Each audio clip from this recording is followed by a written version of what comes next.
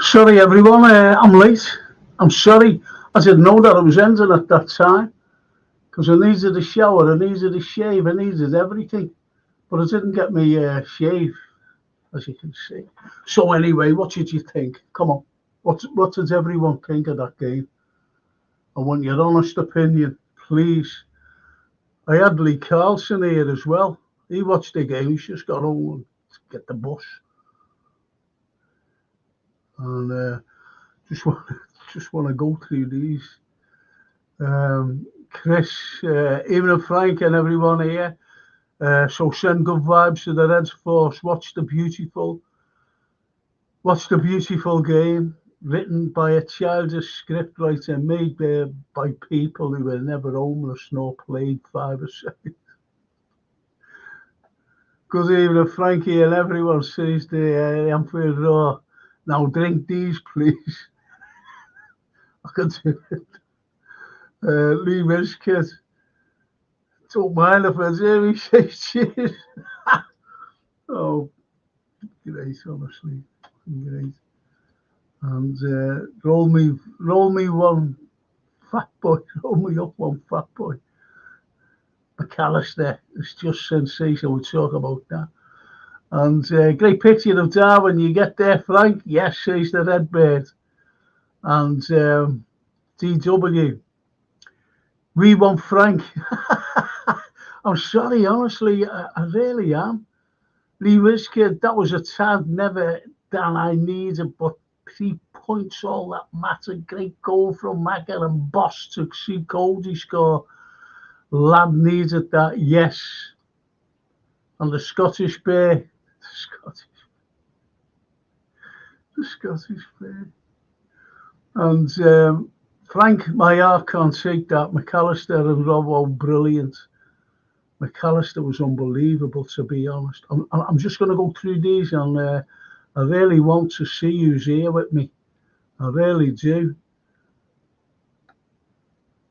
Honestly, I'm awfully sorry. I'm awfully sorry that I was late. I'm Sunderland. I don't care about delays, obviously. 16W. I'm 53, so guessing we won most of our major titles before I was 35. I should be used to it. Yes, me too. Me too. Gary Rigby. Even a Frank, brilliant result. I thought we were playing like we did against the Manx, but luckily we stepped it up. And McAllister scored that worldie, yeah.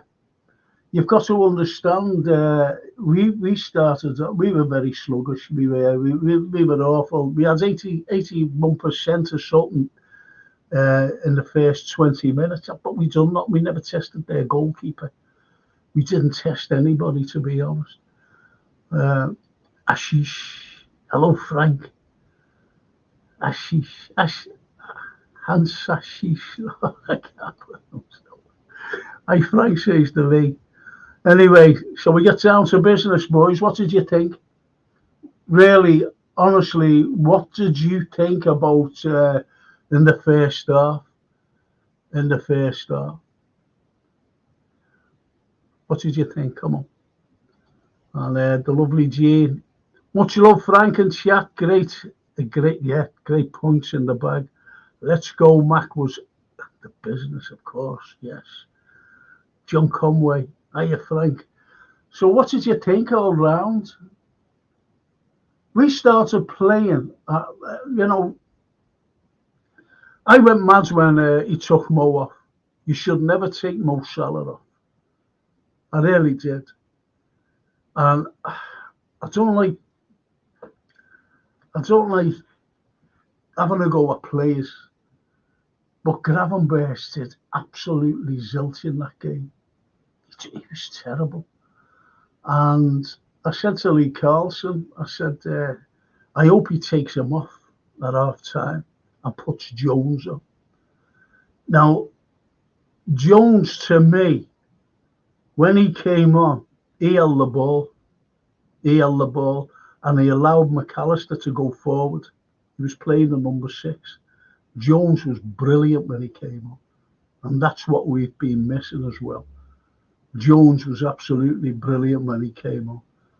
So, you know, he did the Enzo work brilliantly.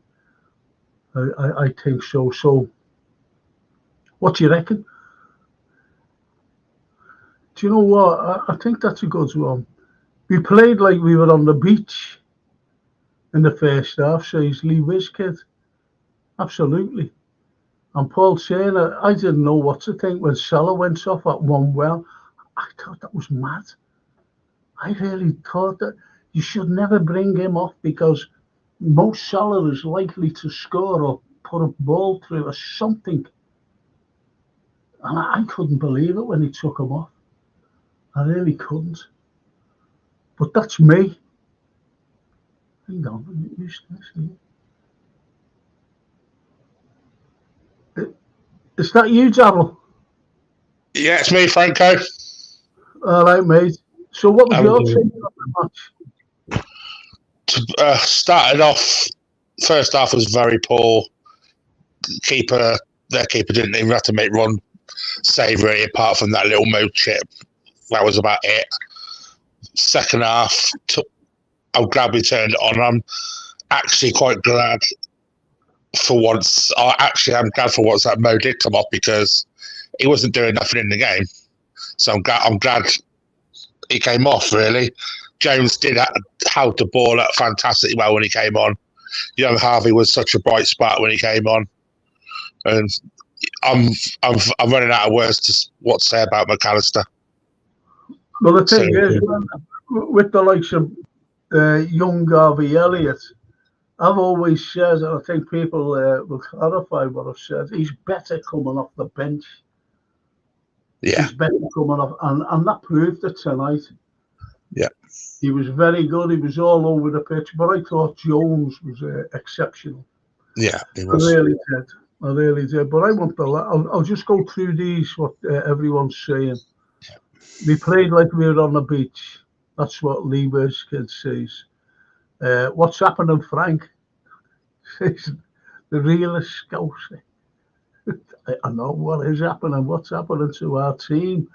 Because with 15 minutes to go or whatever it was, and when Jones came on, we started to play because McAllister moved up. Don't forget, McAllister was absolutely brilliant. And he was brilliant at the number 6 as well. He was breaking up play, everything. And I was surprised at Szoboszlai because Szoboszlai was everywhere. And he was breaking up play. So I was surprised he came off as well. Szoboszlai.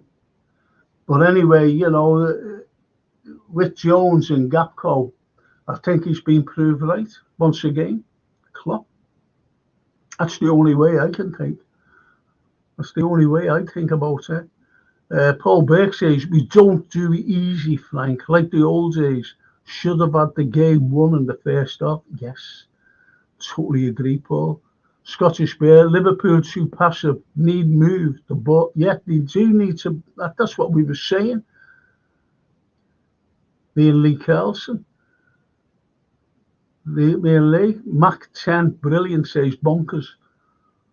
And Lee Wizkid, Curtis knows how we play. Gravenberch doesn't get it yet. Absolutely. I'm just going to go through these. I'm going right over to you then, Darryl. Do you think, just don't answer yet, do you think that Gravenberch can improve? Is that the fringe you were talking about then? Says realist. Yes. I put a moustache on him, just there. I said, do that. I gave him something to eat, actually. And he loved it. He loved it. He even had the serviette I gave him.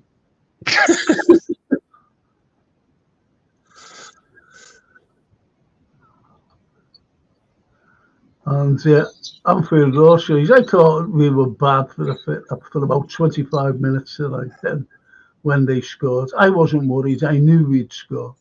That Gravenberch is not selling it for me. Utter garbage. That lad, I'm not buying, was selling. Yeah. I agree. I really do. Gravenberch might not start again this season. I thought he was awful. Do you think he can improve, Darryl? No, no, I don't. I can't see it, Frank. He spent more time on his backside than he did running or chasing the ball. Kept falling over constantly. Kept giving the ball away. I'm not sold on him whatsoever now. I'm just thinking, as soon as the summer comes, get rid for me. Yeah, absolutely. Yeah, and Paul Turner. Mo wasn't happy when he got subbed. Hopefully, he will want to take it out on the Manx. Yes. Yeah. See, when Mo got the ball, I said to Lee, I said, how many men are on there? 4 men went for him. Went 4 men in the first half, just went for him.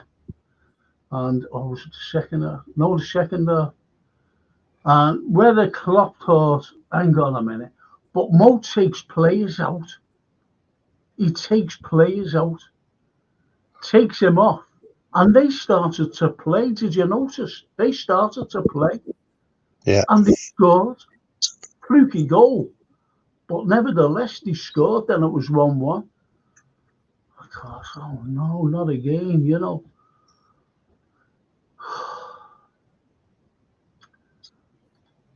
Elliot was brilliant, says Paul Burke. And the Scottish Bear says, yeah, the same. I'm not a fan of Gravenberch. Great to see Curtis back. It played like he's been. Yeah, he played like he's never been away. Well said, Paul. Yeah. And real estate, Grav won't last long at Liverpool. So it's not just me, and it wasn't just me, or it wasn't the other fella, Lee Carlson. It wasn't him, because we were saying, what's he doing? What's the lad doing? He's a big lad and he should be throwing his weight. And it's just as well Gapco came on, and Gapco played well. He played well and scored. That was a good header, you know, bump right in the corner, get in, such for that.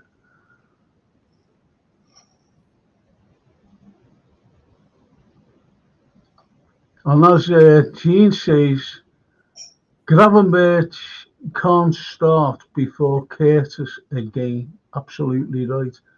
And great evening, Darryl. You know, Evening, Gene. And Anfield Road, Real Scouser has never, as a player, looked like he should play for Sheffield United than Gravenberch. That's what the lad says. So we're not all wrong, are we? And Chris Dix, good to see Curtis back before Sunday. Yes. Yeah. I was delighted. So Bosley and Gravenberch can't play again in the same team with Jones back. Thank goodness.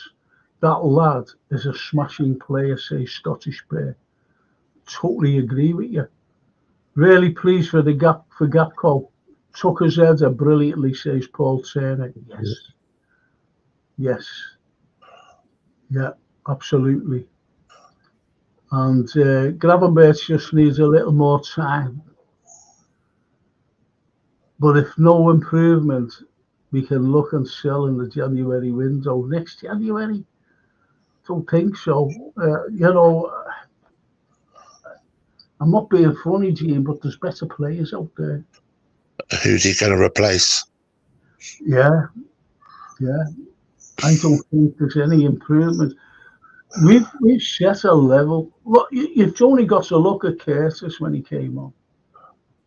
I'm not bigging him up, by the way, but you look at Curtis when he came on, and as one of the lads said, he plays the Liverpool way. He knows how we play.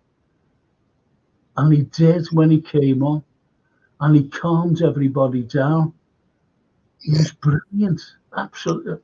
When he gets that ball, it's very hard to take it off him. Very hard. Yet we were losing the ball. I don't think he gave it away once, Frank. Sorry? I don't think he gave the ball away once. Yeah. Ryan don't put his foot in much either. Look like Bambi on ice sometimes. Curtis and Arv and a couple of kids in line for him. Yeah, well, Curtis is well past them, to be honest, in the pecking order. That's in my opinion. And as the Anfield Rose says, this is me with Gravenberch tonight. Our Romanian friend, Ali Noose. Hello. hello. Hello. Gapco looked confident. Yeah, we said that. Yeah, that goal and the nice things Max said. That was brilliant, wasn't it? What he said. First class. Charging. You know what I mean? When I was at the Southampton game with my granddaughter, I said he's always got a smile on his face coming off, and yet his confidence is so low. And nothing seems to faze him. So tonight, let's hope that it has breathed some confidence into him. Just let's hope. The lad. Scottish Bear, cracking ball from Robbo for Gapco's. Yeah, it was. It was a great cross. It really was. And, there's the Anfield Road saying, there's the Anfield Road, saying, I will this lad every game. But when he plays, it's like we play with a 2-man midfield instead of a 3-man. He doesn't work hard and doesn't create. That's exactly what I said to Carlson. That's what I said. I said he doesn't create anything. He doesn't create nothing. And he's just there. He's just there. And I'm sorry I don't like criticising our play. I really don't. You might think I do, but I don't. I'm looking forward to seeing Trent and Jota come back in this team next week. They are. Yeah. And it was nice to see Ali. Wasn't on the bench as a sub, but it was nice to see him there as well. So, can I ask you something, everyone? Can I ask you, if Ali's fit for Sunday or next week, for example, let's say next week, would you put him straight in? I'll just ask you now. Would you put him straight in, Darryl? If he's fit for the Europa League game, I'd play him in the Europa League just to see what he's like with his fitness levels getting back in. I'll definitely put him in that, without a shadow of a doubt. Then if he is, obviously he can carry on in the league. But I thought Kelleher's, I know it was an own goal from Bradley tonight, but Kelleher's positioning was great tonight for that goal. Humphrey Ross, he's talking to Lee Wizkid. I've been on Gapco's back first game. I'm at home tonight. He scores. Now, he's a season ticket holder as the Anfield. And he stays home tonight. And Gapco scores. But Lee went like that to me, Lee said, I mean, we're 2-1 up. He said, will you make us a cup of tea before I go home? Fucking hell. I said, there's only a few minutes to go. I'll go on. So anyway, I got up, made him a cup of tea. And I guess what? I'm standing there, pouring the water in the cup to make a cup of tea. Gapco scored. He said, I knew you'd do that, that he'd score again. I said, well, I just never answered him. I just hit him over the edge with the kettle. Did he have pudding, Frank? What? Did you give him pudding? You're not going to believe what I gave him for the pudding. Mother rice. Would you like it? No, I said, would you like a pudding? He went, yeah, I wouldn't mind. And I went, okay.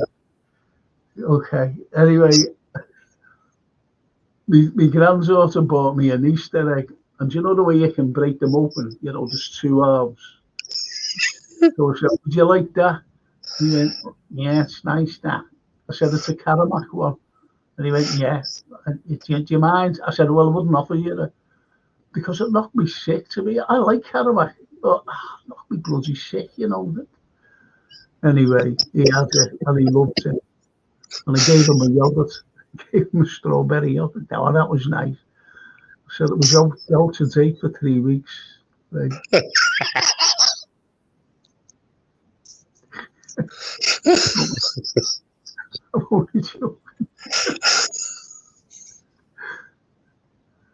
Anyway, Chris Tix, Virgil, it is never easy to play against a low block.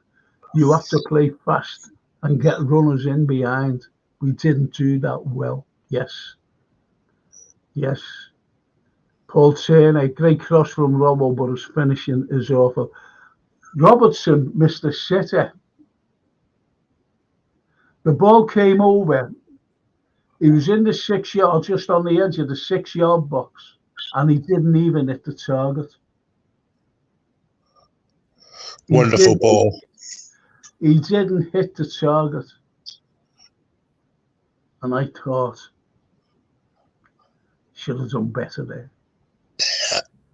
Their goalkeeper didn't, he really didn't make any good save. He made one good save from McAllister and Szoboszlai, didn't he? You know, when they hit them from outside the area, that's what we want. Oh, Macca's free kick was unbelievable, wasn't it? That was that is someone, you know, that like shaved someone's head. Yeah, he flipped off Matt Burney's head. Yeah. And DW says, I'm happy to agree with you till I know better and suspect I'll agree with you when I do. That's over Gravenberch, I think, anyway. So, which is good. The Anfield Road. Does anyone agree or is concerned that McAllister is being overused? Sheffield United didn't warrant Alexis for this match. Robbo, ball was great, and Gakpo, great header. Fair play to him. Yes. Yeah. Yeah, I think he's being overused in kind of some degree, but I could see where Klopp's substitutions came from because he took Sobbo off, put Gomez in the 6, so McAllister could go as an 8, and it would just click. It just worked straight away. Yeah. Well, Ollie News, our Romanian friends, he says we shouldn't buy Gravenberch. We shouldn't have bought him in the first place. Klopp's strategy to buy bench players from other teams. You know, I don't know. We shouldn't have bought. I don't know.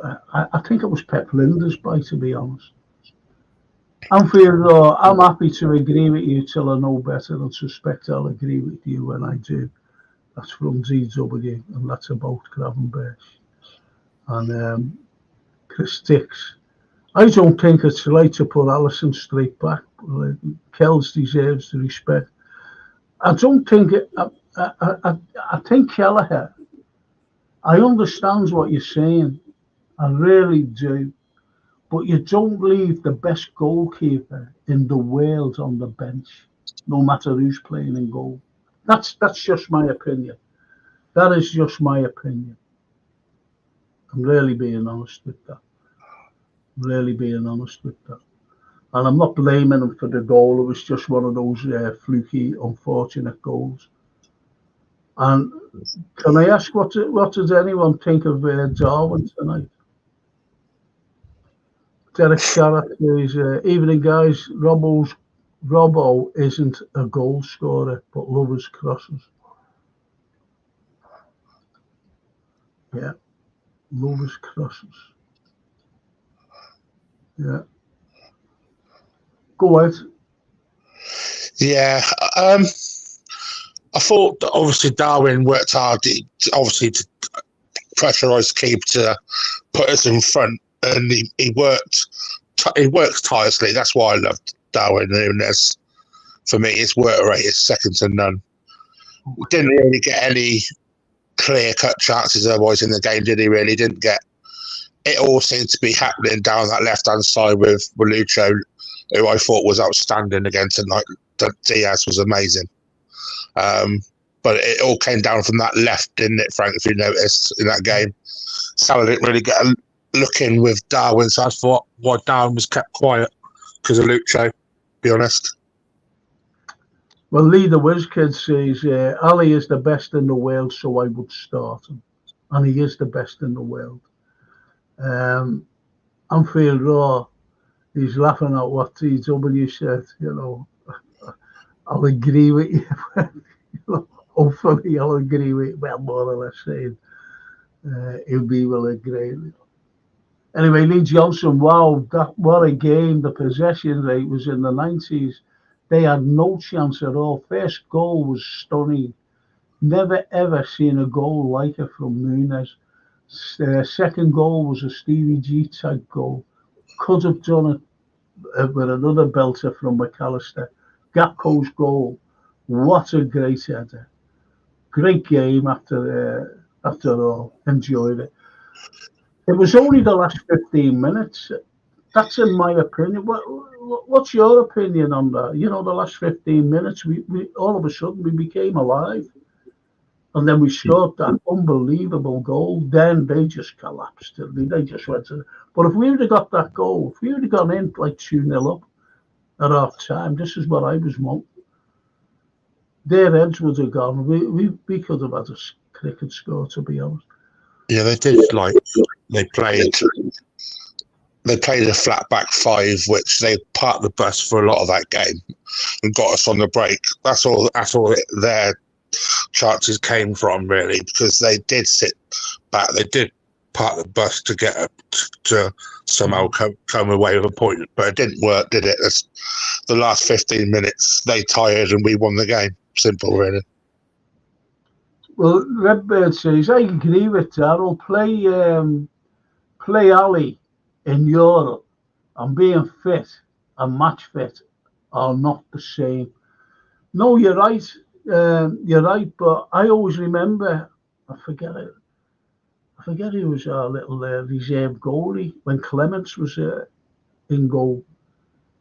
And he was very rarely got injured. And he was out for a couple of weeks, I think. And we couldn't wait for him to come back. And I think it was, I forget who it was.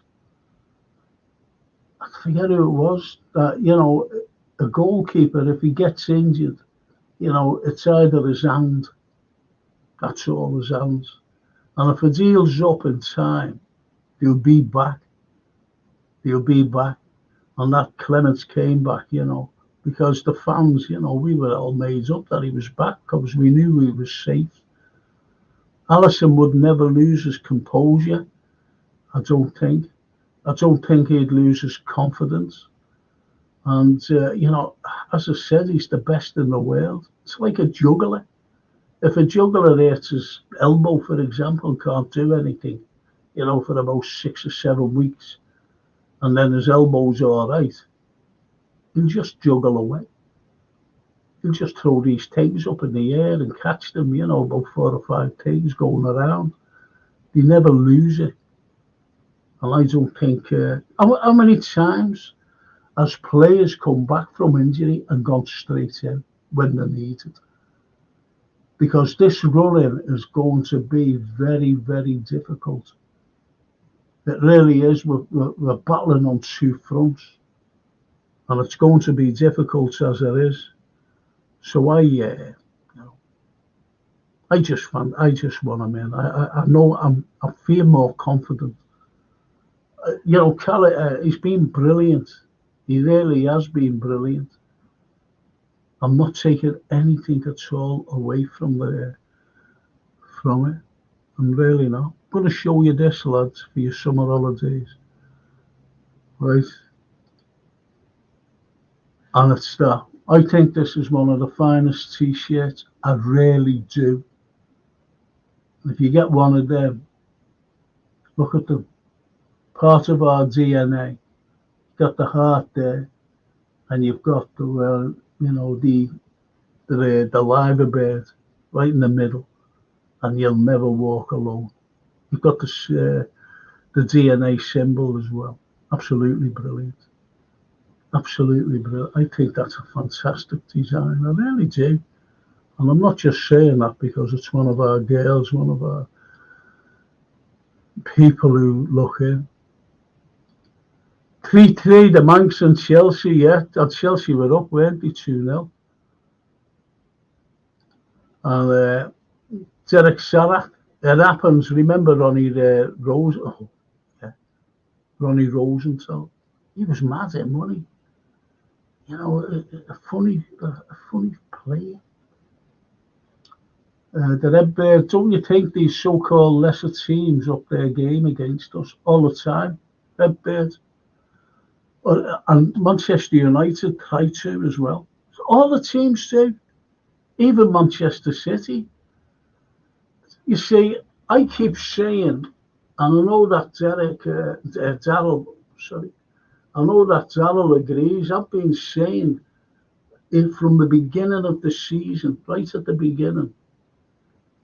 This team is only gelling the midfield. Now, don't forget that the midfield gels the whole lot together. They gel the whole lot, the whole of the team together. And I've said that constantly. And we're still gelling. And next season, Pretty Klopp won't be there, but whoever it is, he's got a ready-made nucleus of a great team. He really has. We've got to hang on. My player of the match, after McAllister. Are you there, Darryl? Where are you? You there, Darryl? Is he gone? Darryl? Oh, blimey, you want to fix your bloody Wi-Fi. But my other player for man of the match was Lucio Diaz. I thought he was superb tonight. He was everywhere. He was frightening the defences. He was superb. And so was Jones when he came on.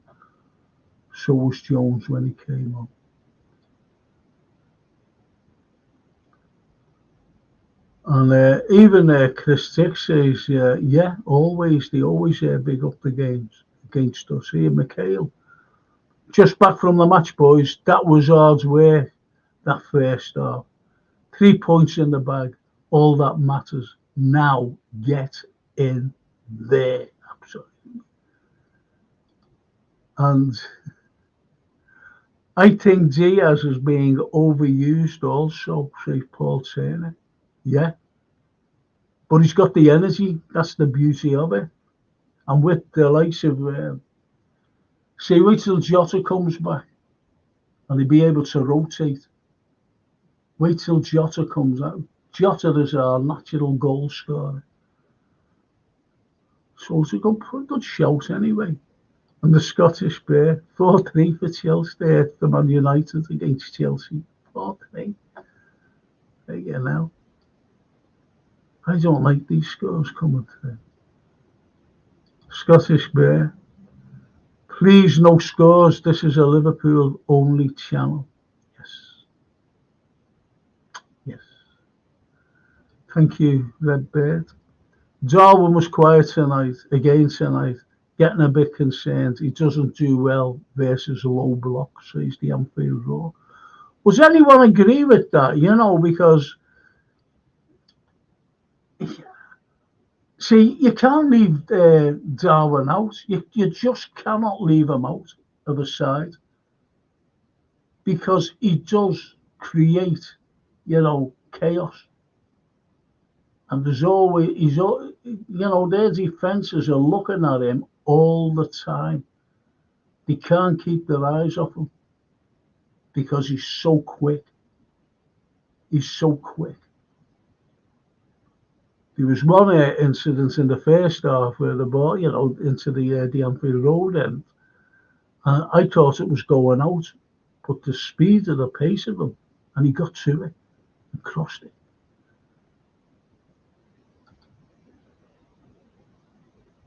Leave my boy alone. I think he's talking about Nunez. Says Redbird to Anfield Road. Maybe if our players passed the ball to him as much as they do Salah, he'd probably score a few more. Yeah, you know, he was unlucky on a couple of occasions. And the Anfield Road, as he go, I love the lad, but yeah, you're right. He does need to be fed.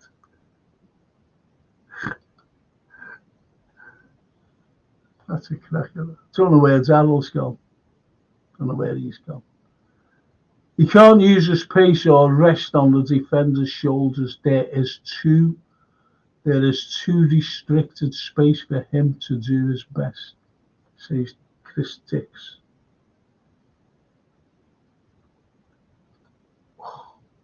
Remember him, Paul? Steve Ogrizovic. He was a big giant, Steve. And the bunker says 4-3.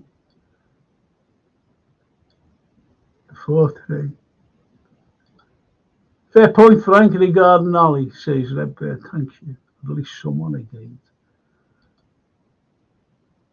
I notice in matches at Anfield he doesn't get frustrated versus low blocks, but he is still impressing this season. Just last 3 matches been quiet for him. That's about the other fella, isn't it, Nunez? Ali Noose, he is not bad, but Alisson is better. You know, that's Keller. I forgive you, Ro. I forgive you, Ro. Listen, can you press the likes? Or if there's subscriptions there, just subscribe to get the algorithm out. Please. Please. Thank you. Heart as big as Liverpool's song by Pete Wiley. Perfect match for the shirt. I will buy one, says Lee Johnson. That's a cracker, that. I know Pete. He came to see me when I was doing a talk about the paranormal. And he was saying, are you trying to frighten me? We went for a bevy afterwards. And I went, yeah. Nice fella, Pete. The mighty War. This is a class t-shirt. What's the betting? Our rivals will copy it. Yeah.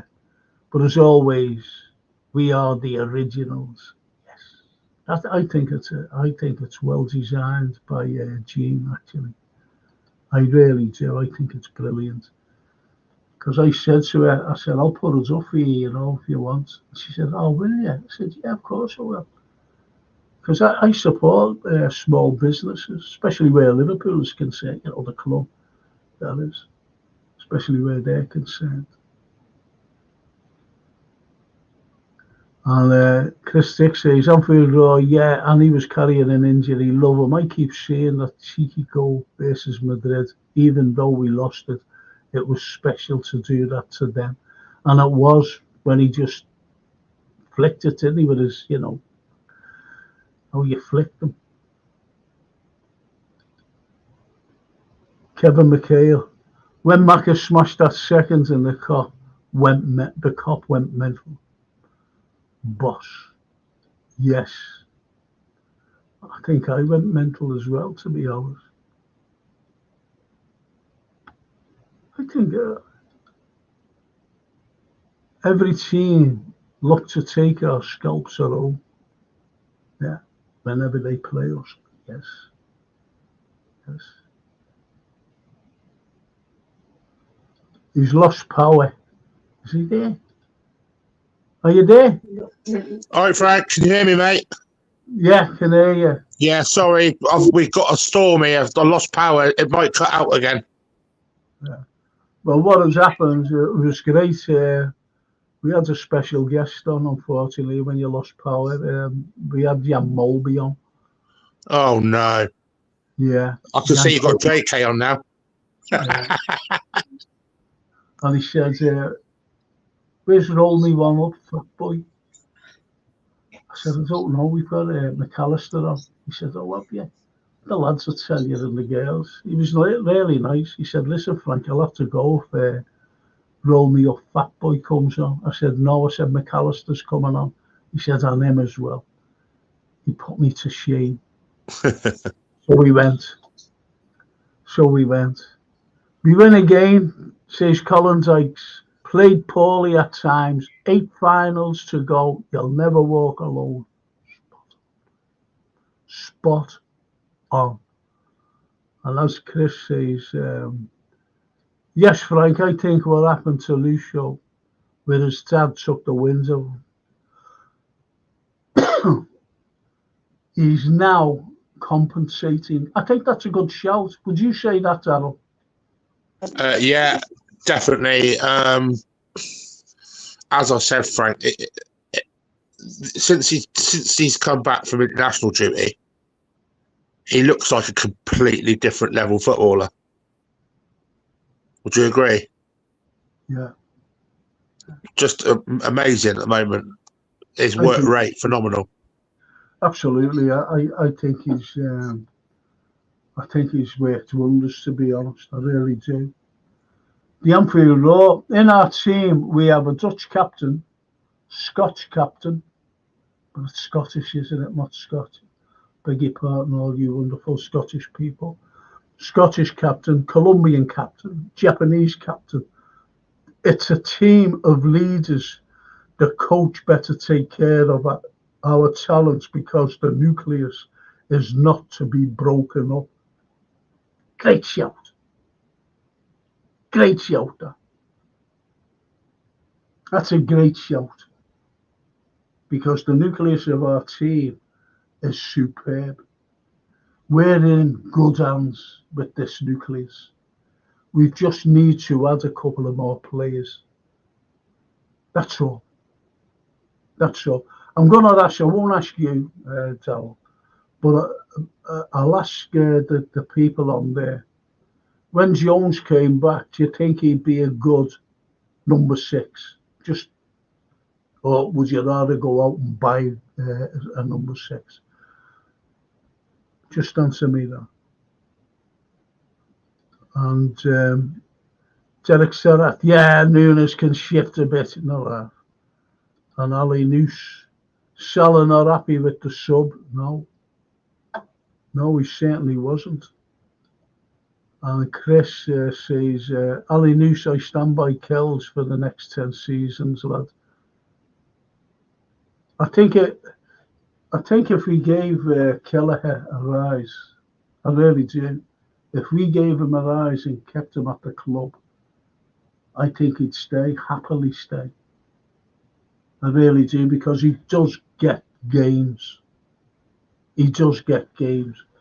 And as someone said to me a while back, I think Alisson's injury prone.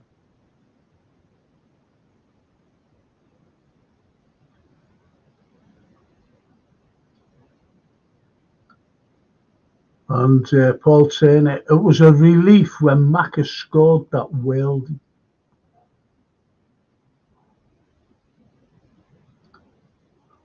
He's laughing at what I said about Jan Molby, the Anfield Roar. Anyway, yeah, I do look a little bit like Jan Molby, don't I?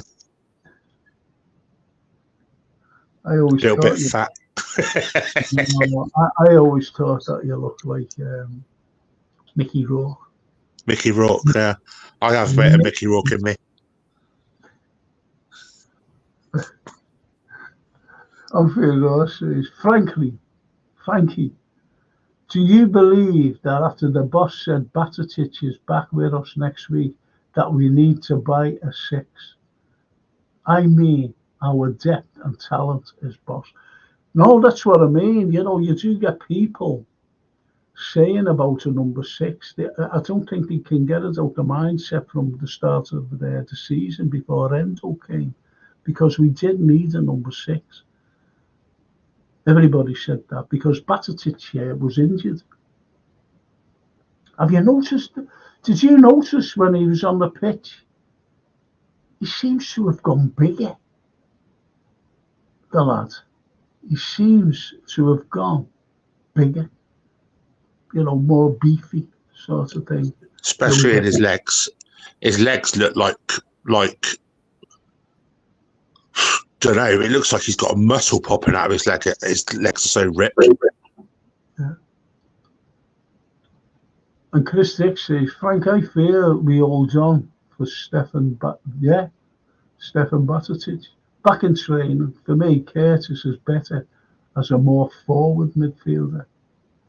See, I totally agree with what everyone's saying. I really do. Because Batatic, we've seen the potential in him. But I blame last season, for his demise this season.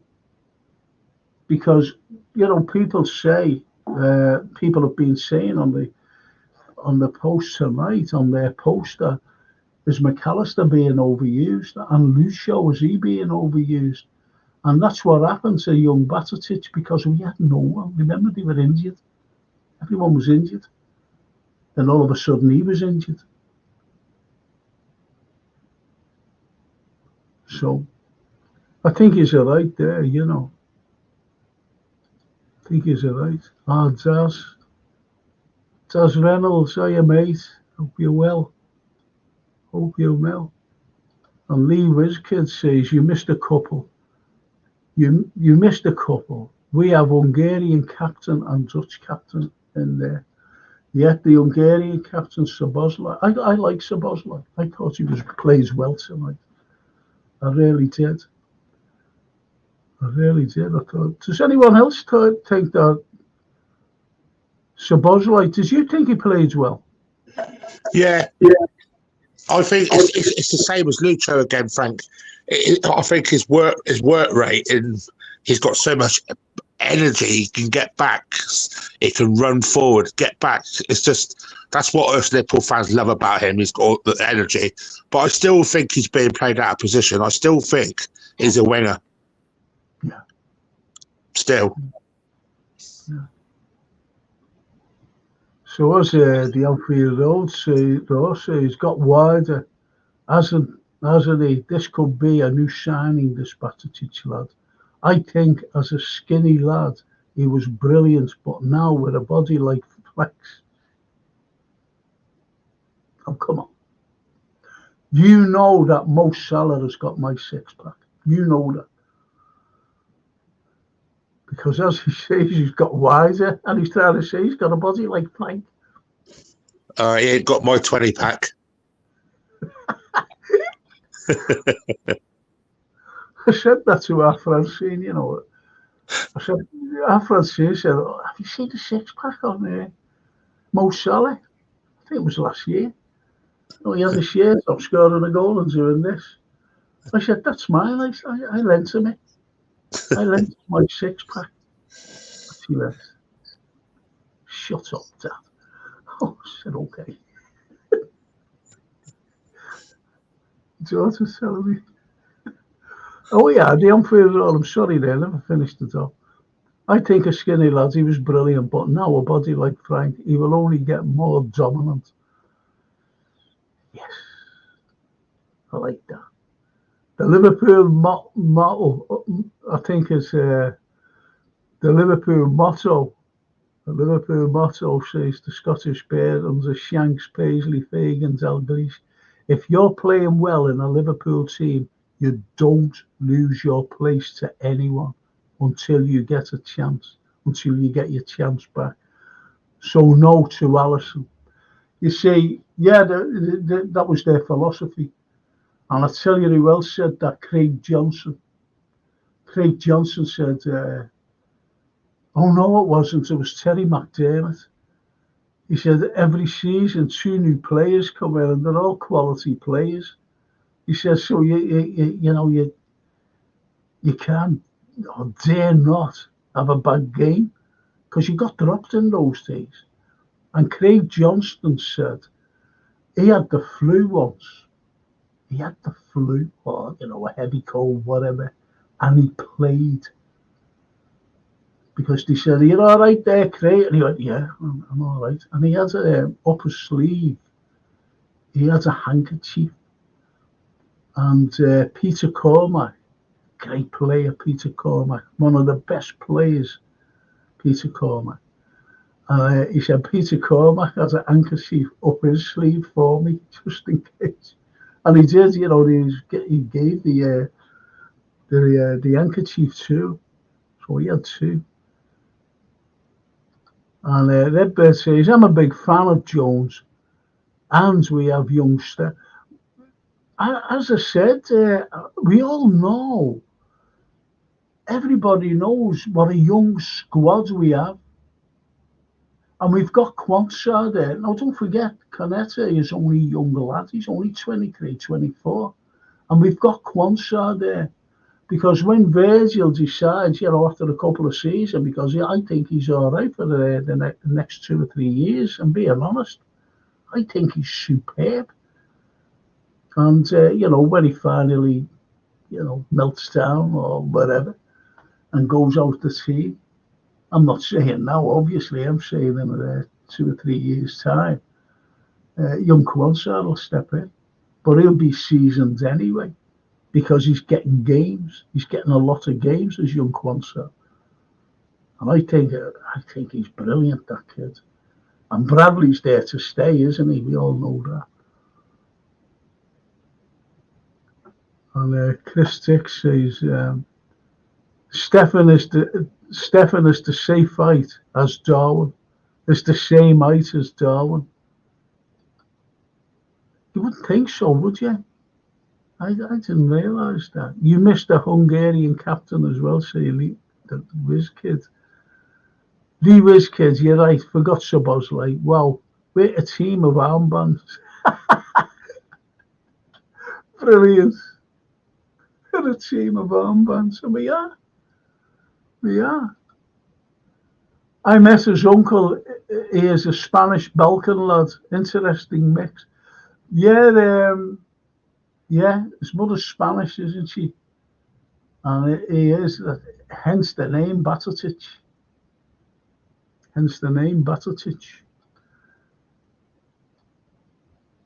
Blessed Diaz, mate. Oh, blessed Diaz. Sorry, I thought it was Diaz. Isn't that lovely? Frankie, now drink these, lad. Look at all that. And get a body like Mulby.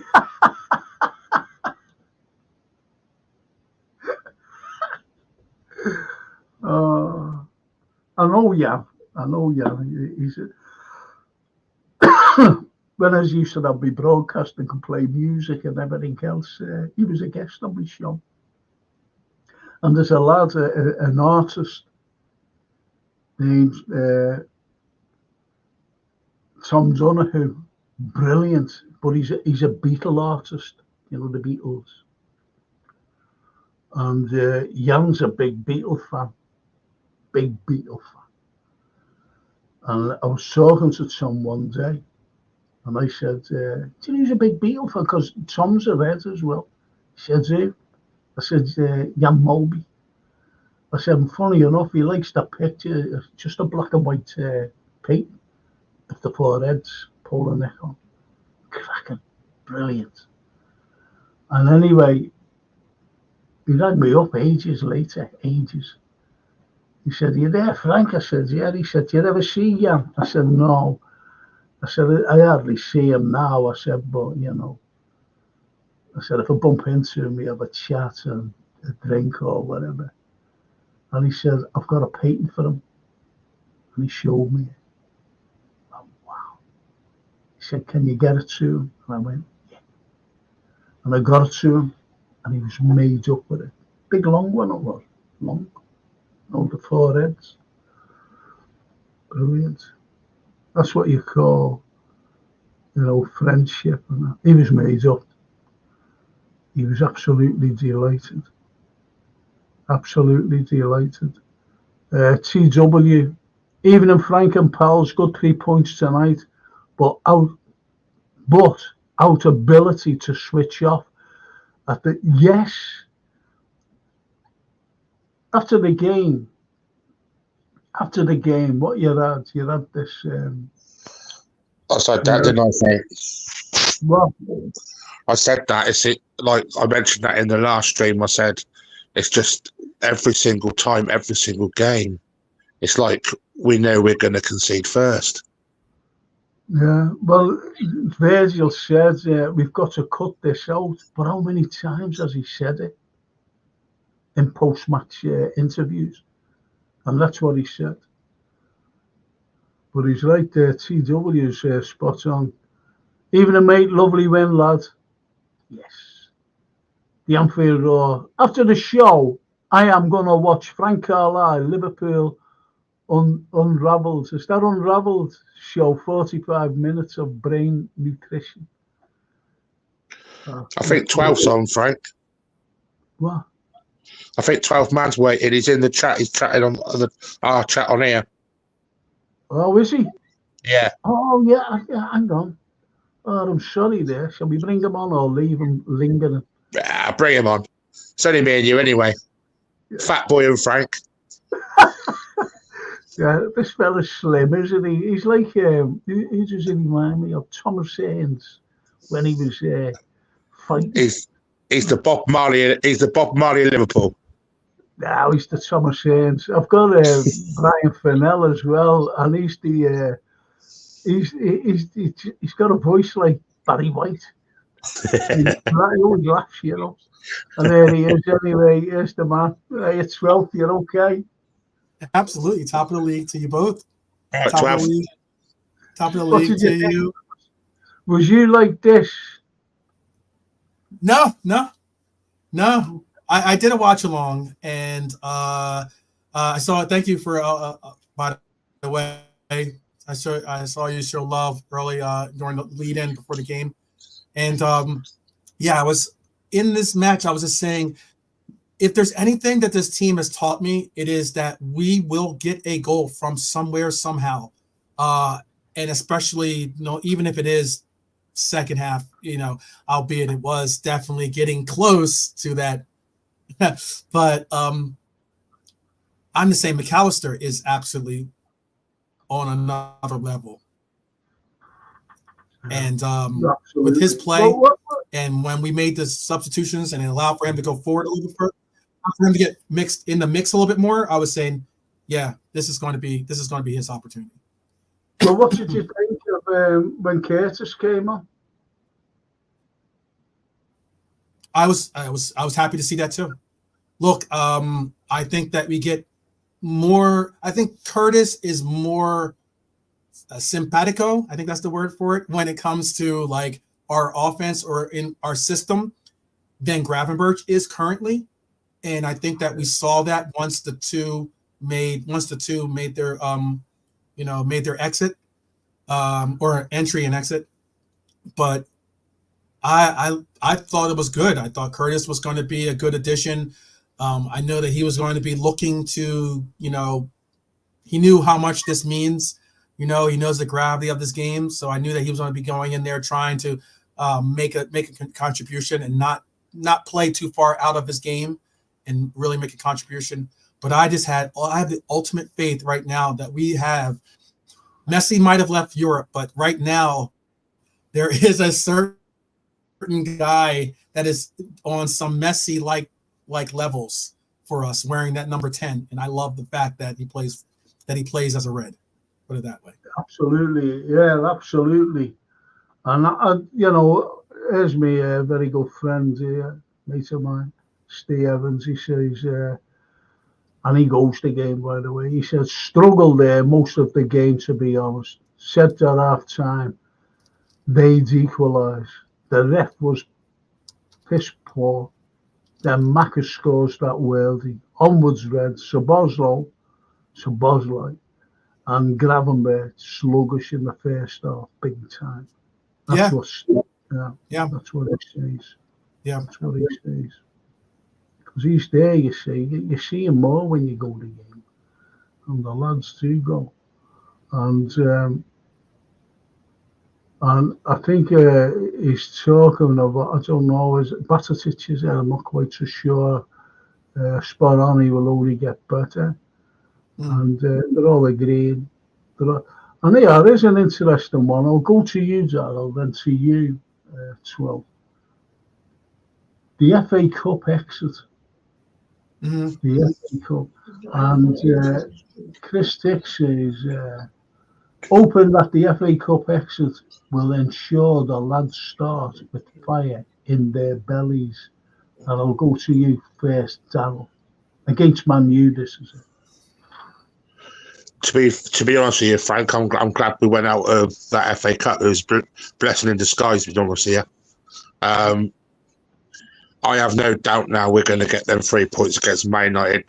They've literally lost Johnny Evans and they've lost Varane tonight. So they're down to Maguire and some 18-year-old kid for Sunday. So we're firing our bellies. We are going to be well up for this game on Sunday, knowing what they've got at the back in the back four, and they lost tonight. I thought they won. No, they lost 4-3. Oh, they got beat? Yeah. Yeah. Oh, I didn't know. I thought they won. Yeah. Okay. What's your take as well there? Well, you know, about what Chris Tick says there, about going out and it'll put fire in the bellies. It's the way we went out against them, because the numerous chances that we missed should have put that game against United to bed. But, you know, so what do you think on that? I think that's absolutely spot on. Look, my biggest thing that I've been saying, or one of the more consistent things I've been saying as of late, has been the fact of the Princess Bride, line of, like, you have killed my FA Cup hopes, or my hopes of a quad. Prepare to die, Red Devils, in the sense of Red Devils need to be punished. We need to go in there with a real fire in our bellies, a real sense of revenge, and a real sense of getting us on a level where we know that these away matches are just going to be as tough, if not harder, for us to get through. But if we can bring about the intensity and the commitment that we show at times at home, we should be able to get these over the line away. And rivalry games, you throw a lot of that out the window when it comes to form or anything like that. This is about heart and commitment. And I think that if you can't pick yourself up and get that level to a higher level for a game like the Red Devils game, at what I call geriatric Trafford, then I don't know what I don't think that you need to be putting on the kit. That's how I see it. So I want to definitely see us open up another can of 7-Up. Even if it's diet 7-Up, I know some people were saying about us being diabetics if we drink too much 7-Up against it. But it could be diet 7-Up. I still want a 7-Up. As long as Gravenberch don't play. Yeah, maybe, yeah. Well, Good. Alfred, 12th man, good evening. TW. Good evening, brother. Top of the league to you. And Lee. Top of the league to TW, for sure. And top of the league to you. And my little mate. 12th man. Big up. That's lovely, that. At least they're all there. Yeah. Support. A lot of love. That's what we need. We need more of it in this world. Well, the thing is, you see, Steve Evans, Macca, man of the match again. They can jog on with this player of the game. It's a load of BS. That terminology. I don't know. I don't know. I think it's nice for someone. Honestly, I would have Macca, John, and Curtis in midfield Sunday. I'd go along with that. What would you do? Yeah, you know what though, I understand where he's coming with that. I don't think we will. I think I'm hoping Endo will be fit for that matchup. I'm hoping that's the reason why we kept him out of this game, and that we can because it said a slight knock. Oh my goodness. Stop it, you. But I would say that I'm hoping that we can get Endo back for Sunday, and if we do have Endo back, my midfield would certainly be Endo.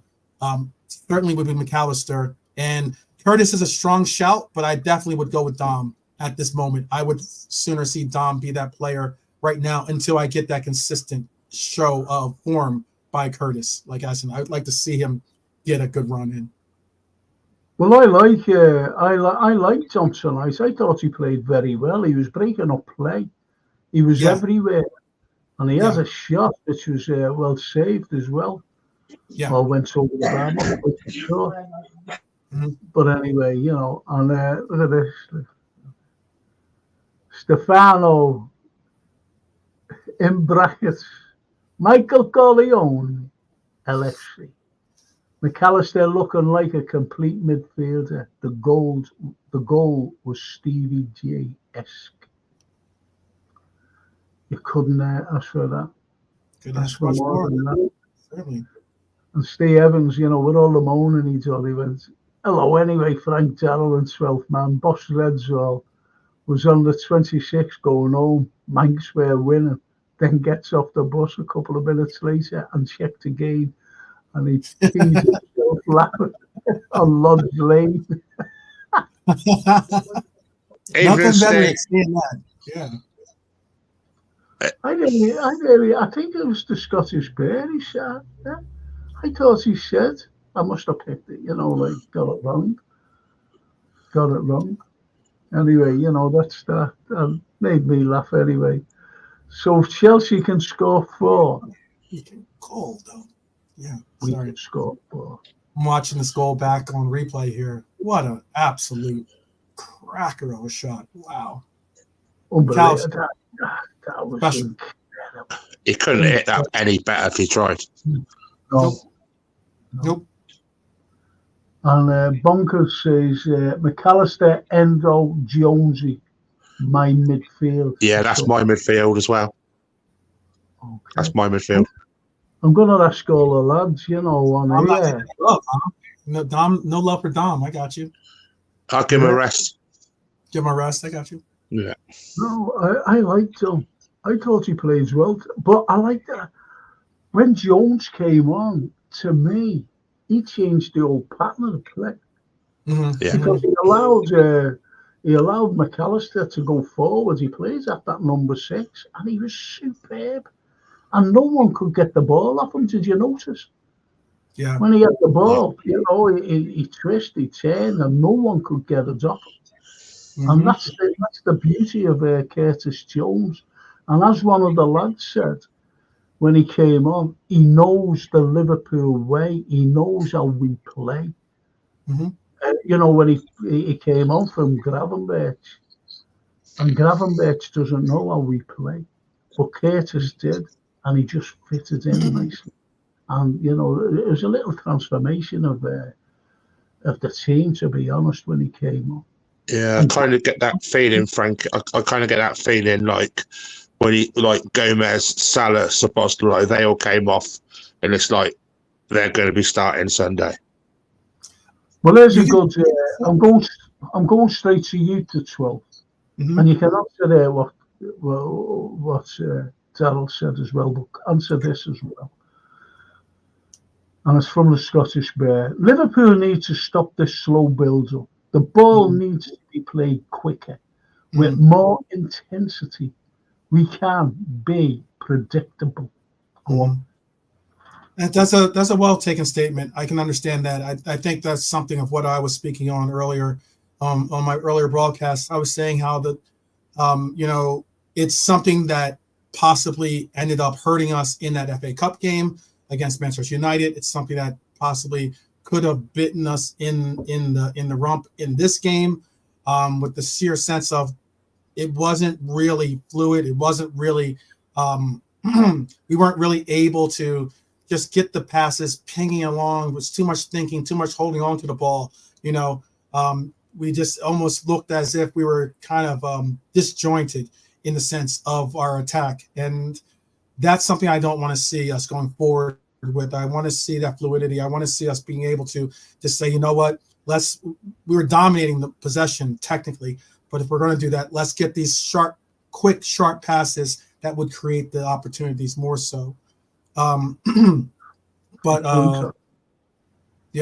I was going to say too, like with Curtis and with Endo, great stuff that we saw. But more so, I was going to say, I wanted to give a shout out to Robbo today as well. I wanted to make sure that we definitely acknowledge the fact that it was him that gave that cross to Cody.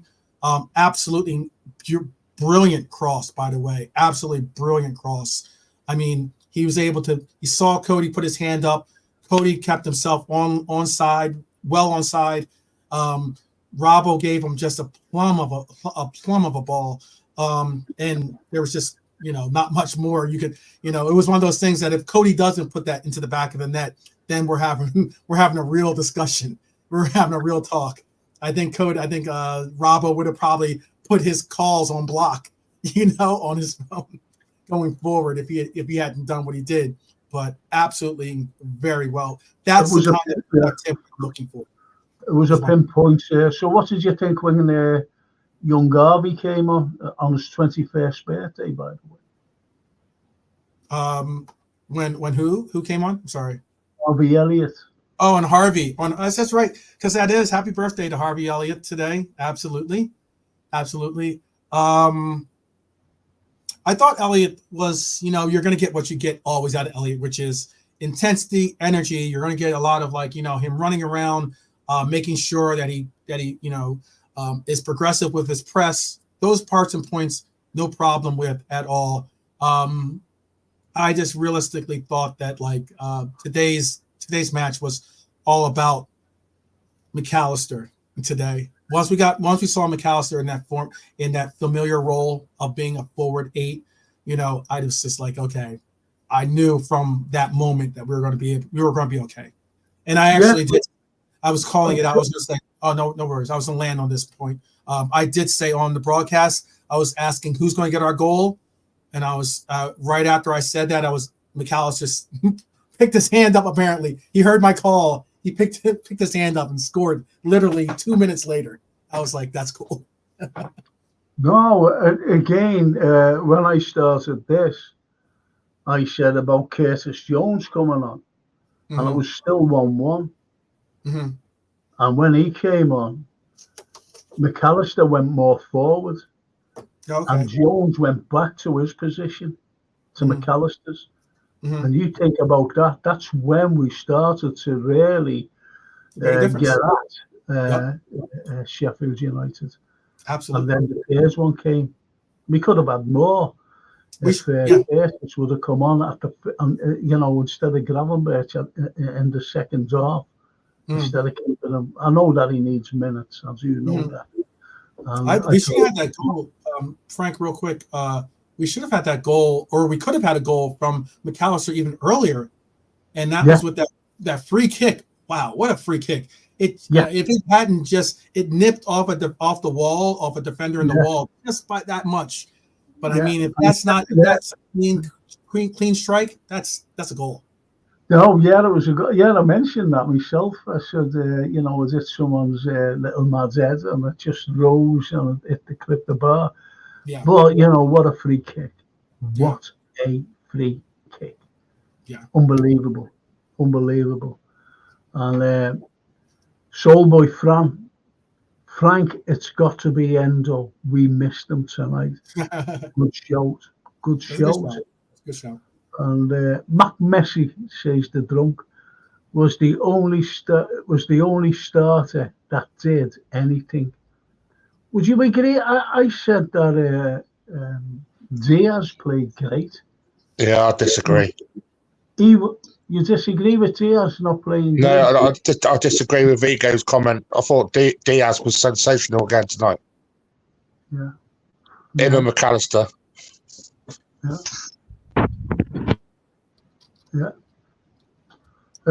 Chris Dix, Mike 3 can do attacking and defending. The problem with having a defined DM is that limits the attacking strength, in my opinion. That's a good shout, actually.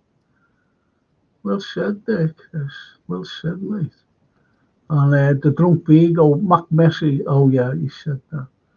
And I need Enzo back and Mac Messi playing higher up the pitch.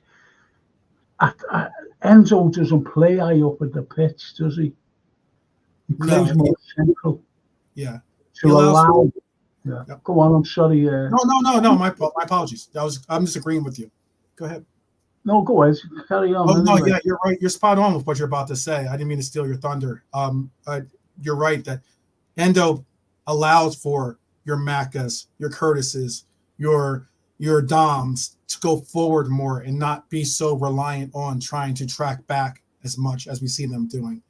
And we noticed that difference as soon as Maka was able to, and then we saw Curtis actually switching with him more often, and we saw Curtis playing a little bit of that middle DM role, in essence, more like a CM role for us in that role, because we needed the goal, and it makes a difference. Yeah. Well, Steve Evans, and we've got, to stay with you now, Swill, and then you, Zaro. And we've got Trent, Jota, Ali, Batatic coming back, all good. Got a new shout for the crowd for Joey Gomez. Just shout pass and see what will happen. Scream it and we'll all go effing nuts. But what do you think about what he says in his opening comment about Trent, Jota, Ali, and Batatic coming back? It's big. I've been saying that completely. I said that the sheer fact that we're getting some of these very, very important, quality players, but influential players. I mean, we could say all four of those guys, if not three, solidified, but certainly Bichetti could make a shout as being a contributor if and when he does get back into form. But those three guys are all pivotal guys, as in Trent will make us be that much more creative in wherever he's on the pitch, whether it's in right back, whether it's in, inverted. Ali, obviously, he's one of the world's greatest goalkeepers for a reason, and Diego. I mean, we talk about not finishing some of our opportunities. Look, Diego is that guy when it comes to that. So, I mean, realistically, I can't say enough about the sheer fact that we're getting some of these guys back at the right time, and that is during this little, now 9-game run, or now 8-game run, right? It's 8 games now. Do you know what though? What I said to Lee Carlson, Lee was with me watching the game, and I said to him, if this stays at 2-1 or even 1-0, we were winning. I said, if it stays at 2-1, the pundits, the press, and everyone will be saying, "What a lucky, what a lucky win with a fluky goal if it stays at 1-0." Yeah. And only if it were at 2-1, how lucky are they with that fluky goal in the first half? And that's what that pairs once put everything to into bed. Perspective. Yeah, into right perspective. Yeah. And should have been 4-1, to be honest with you. 4, if not 5-1. We had our chances. Yes. We had some decent chances. Mo could have gotten a goal. I thought that obviously the McAllister goal we spoke on earlier should have been or could have been a goal. There was a header that should have been a goal. I'm trying to think of who had it too. I want to say it was Nunez possibly had a header that could have been a goal. No, VVD. Excuse me, VVD. Yeah, when I said funny enough to Lee. I said he should have put it to his right because he was more to the left of the goal and it was easier to get down. If he would have put it to his right, it would have been a little bit more difficult. Oh, Virgil's? Off Virgil, to the goalkeeper's right. That's what I said. 13 corners today. 13 corners. Yes. It's a lot. Yes. It's a lot of corners. Did they have one or two? I know they had one. They had at least one. I know that. I could tell you that in a second. I can't recall another one. They had. Let's see what their corners were. Well, Soboy Fran agrees with your midfield. McAllister, Enzo, Szoboszlai. One corner. Yeah, one corner. McAllister, Enzo, and Szoboszlai if we want 3 points. That's what Soulboy says. Yeah. And the drunk says Mac Messi is the only one right now with a clue on how to create. Yeah, offensives. I get that. I get that people say those kinds of like. I think that seeing what we get out of McAllister now, and don't hold me to the fire. I'm sure that this name might spark some people, but what we're getting out of McAllister now, in my own humble opinion, is what we wanted to get out of a Thiago. Yeah, I think that that creativity, that being able to be the maestro in the middle. That's what we've been missing by not having a Thiago-like player to be able to, strum, use the baton to create for our offense in essence. A baton or a baton? You say baton over here. A baton, okay, baton, a baton. You're posh. I got you. You got me baton there, please. Or have you got me baton there? Baton. There you go. Yeah. A paintbrush. Yeah, I'll say a paintbrush. Like drunk people said. Well, TW says Curtis needs to build his minutes up so Will be on the bench Sunday. Played well when he came on tonight. Yes, he does need minutes. Of course he needs minutes. But to have him back now is a big help.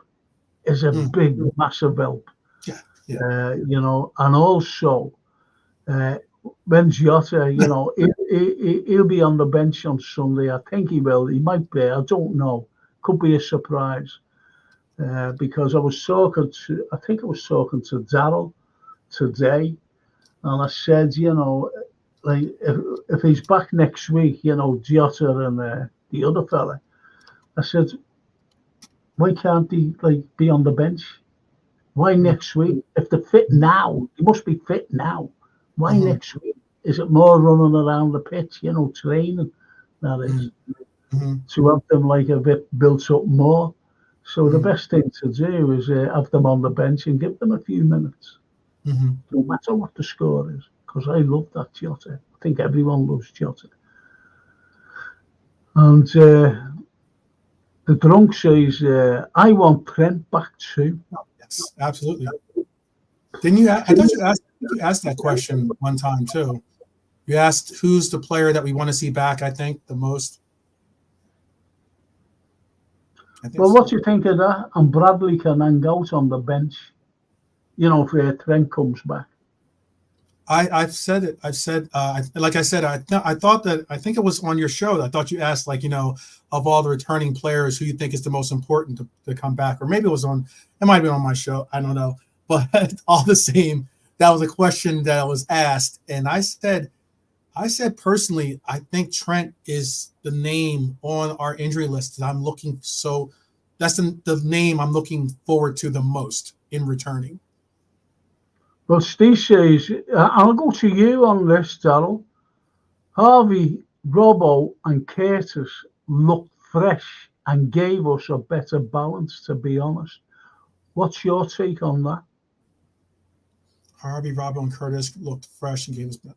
Yeah, no doubt. I think that they knew what they that's because you're looking at three players right there that know the system, three players that know what it is that makes us really connect.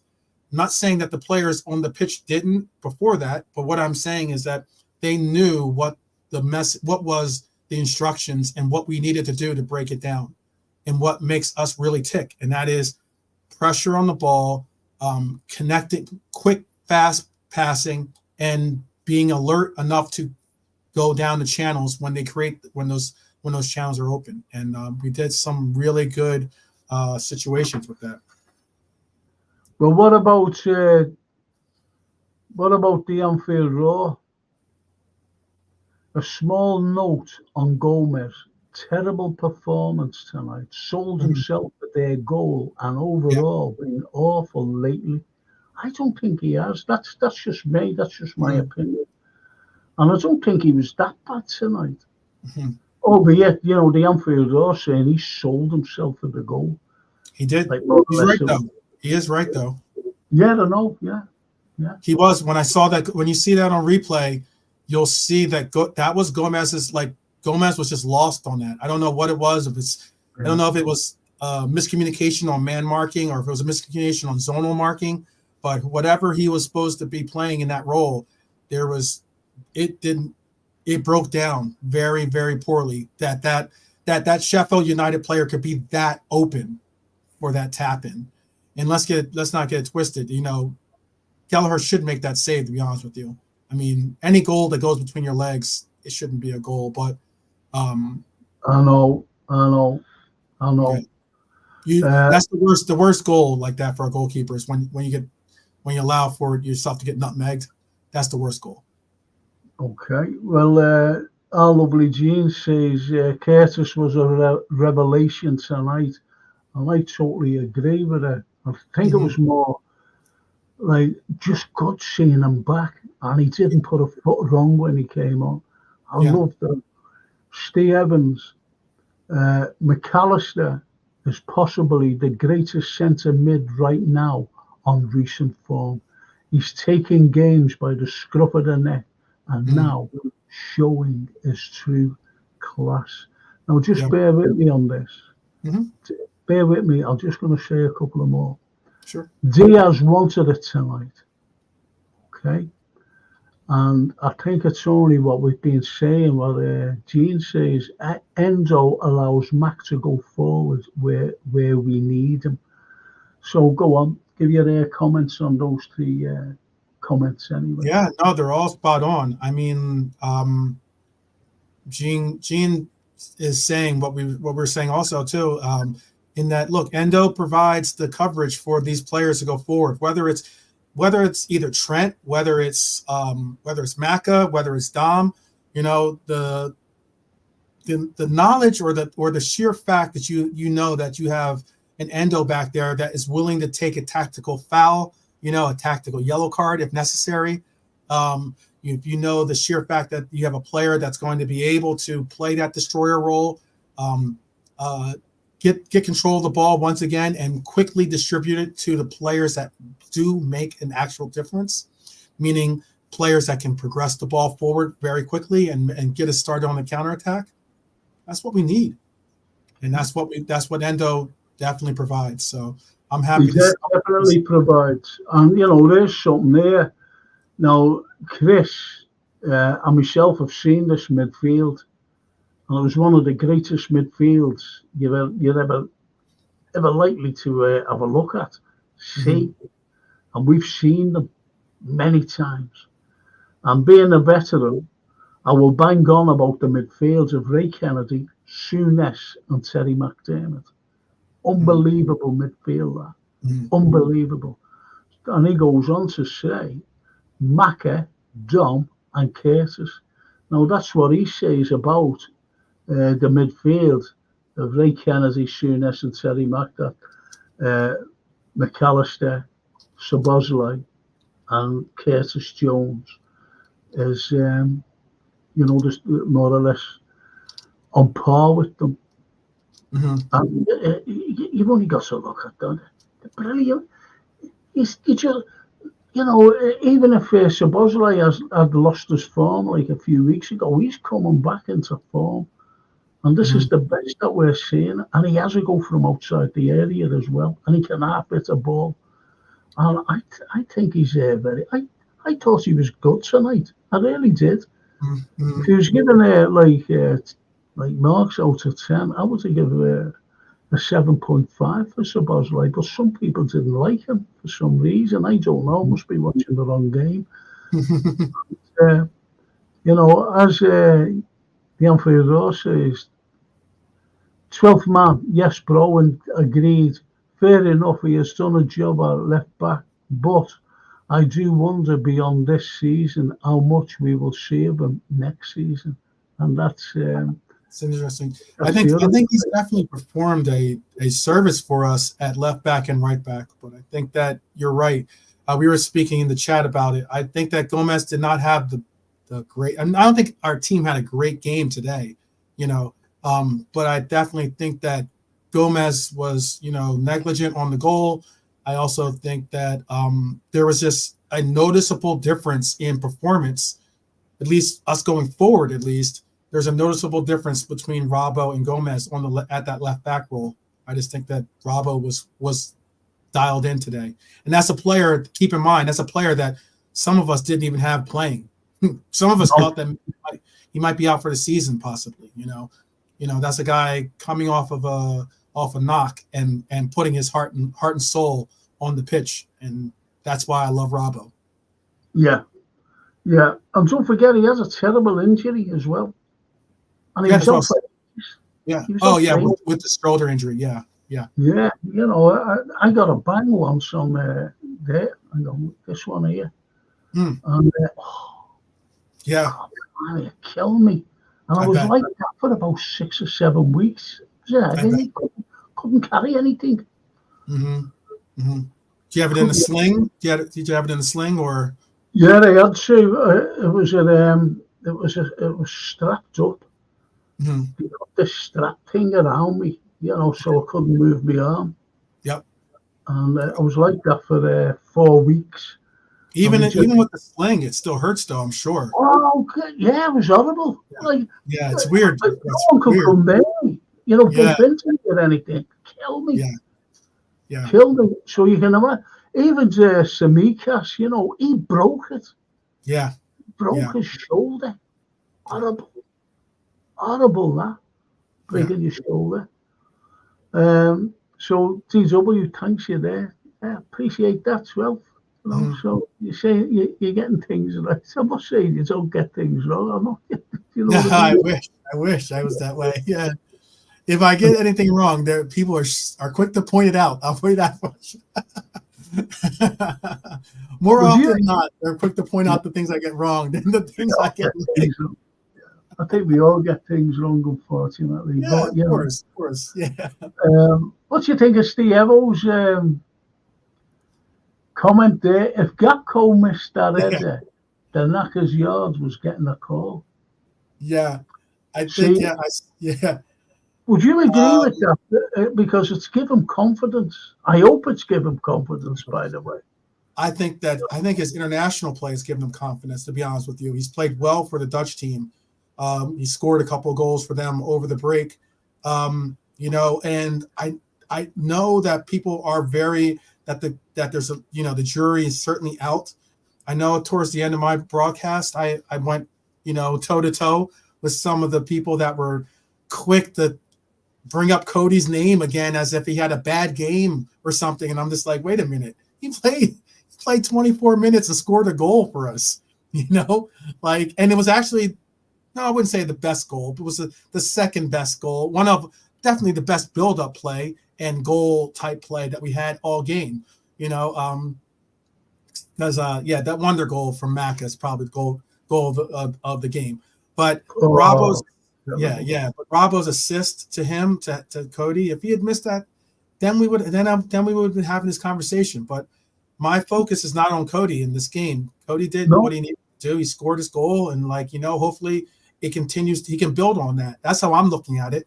But what I am focused on is that we played pretty lackluster before that, and that had nothing to do with Cody, because Cody wasn't on in the first half. Cody wasn't on in the first half. He wasn't on there, so you can't put that on his shoulders. I think it's a good point you made. I'm going to go through these comments here if I might, but you made a good comment there, and it's like everything else. Whether we're playing, whether or not, it would have been a different game if that goal would have gone in, things like that. Yeah. Because we would have been having a different conversation if that header would have missed. A totally different conversation if he would have missed that header. And I think it was easier to score. He had a great chance as well and blasted it over the bar from just outside the 6-yard box. He did. And I said, you've got to hit the target. It's like Robertson. You got to calm down, let yourself get centered, let the game come to you. And that's what he When did. when it was 1-1, even Robertson, when he was just outside the six. Well, I don't know whether he was in the 6-yard Oh, box. that shot that he missed. Yeah, he should have put that. He should have hit target No. from that distance. If you're counting on Robbo scoring a goal, then you're definitely putting your money on the wrong number. Well, would you agree? I'm just going to go through these. Let me go Good. through these, please. The drunk Vigo, he says, our old team is Virgil, Enzo, McMessi. Colin Dykes, Mo was pissed when he came off to the detriment of the Manx on Sunday. I like that. I like what he said there. Like, that's nice. That 12th man, Thiago was 6 holding, but in my 3, Maka can do both. But in my 3, Maka can do both because an intelligent mid means Curtis and Dom can contribute to covering the whole area. Endo isn't that player, despite good games. Okay. So these. I'm not being funny, but Liverpool football fans, they are intelligent because they look at the game. They look at the game. They see things that we don't see, and we see things that they don't see. You see what I mean? So it's a combination of like opinions, if you know what I mean.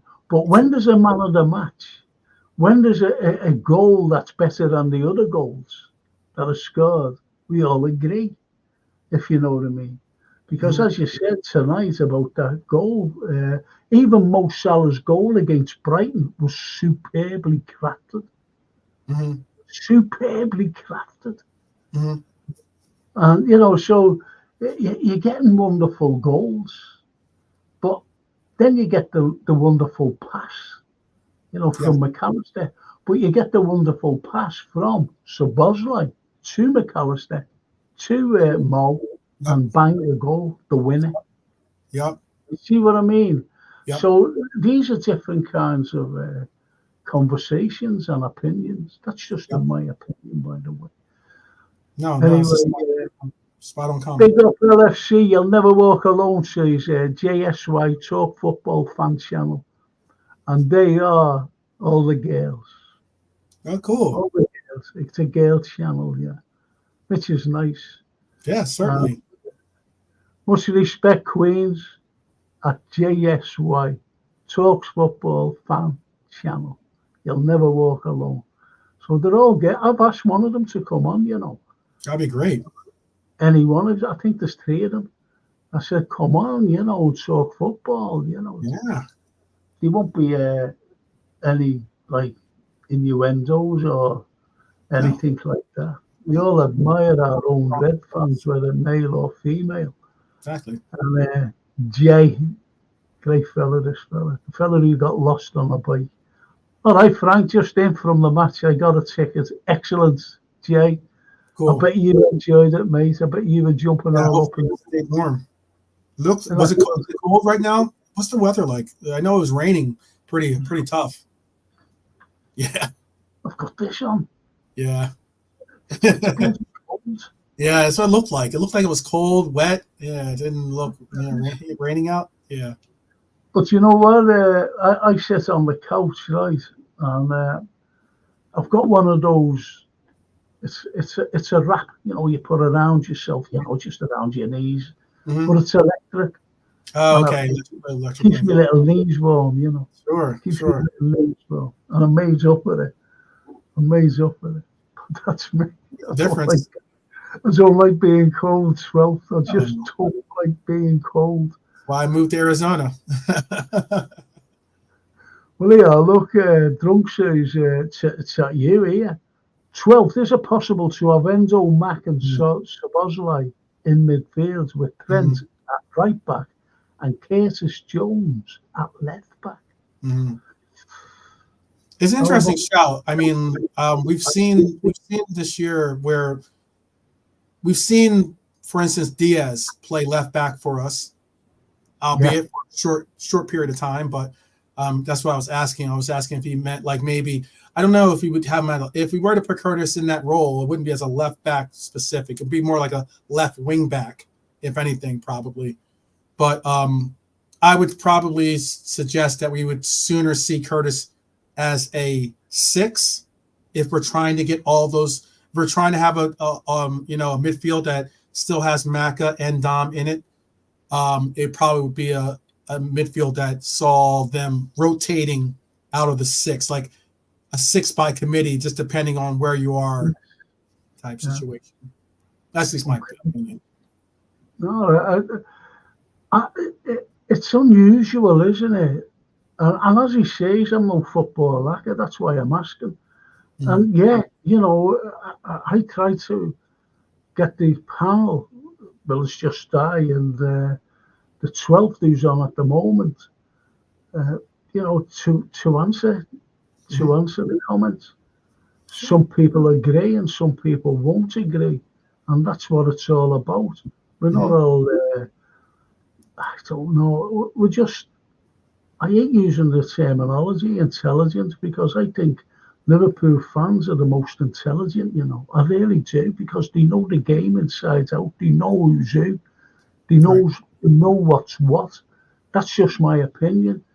Well, and they're drunk, and he just says, and we say it all along, don't we? I just want this team to score goals. Yes. Yeah. And we did at the end. Yeah. We did in the end. Yeah. And Kedema, he says, we need to have some very uncomfortable conversations about Robbo. Why? Why would you say that? I thought Robbo played well today. When he came on, when he came on, he was okay. And now we're looking. The pass is sublime. The pass to Cody was sublime to me. Well, if you look at it like today's news or this evening news or whatever news it is, we're going after, I forget who it is, from, is it Wolves, their left back? Wolves. Okay.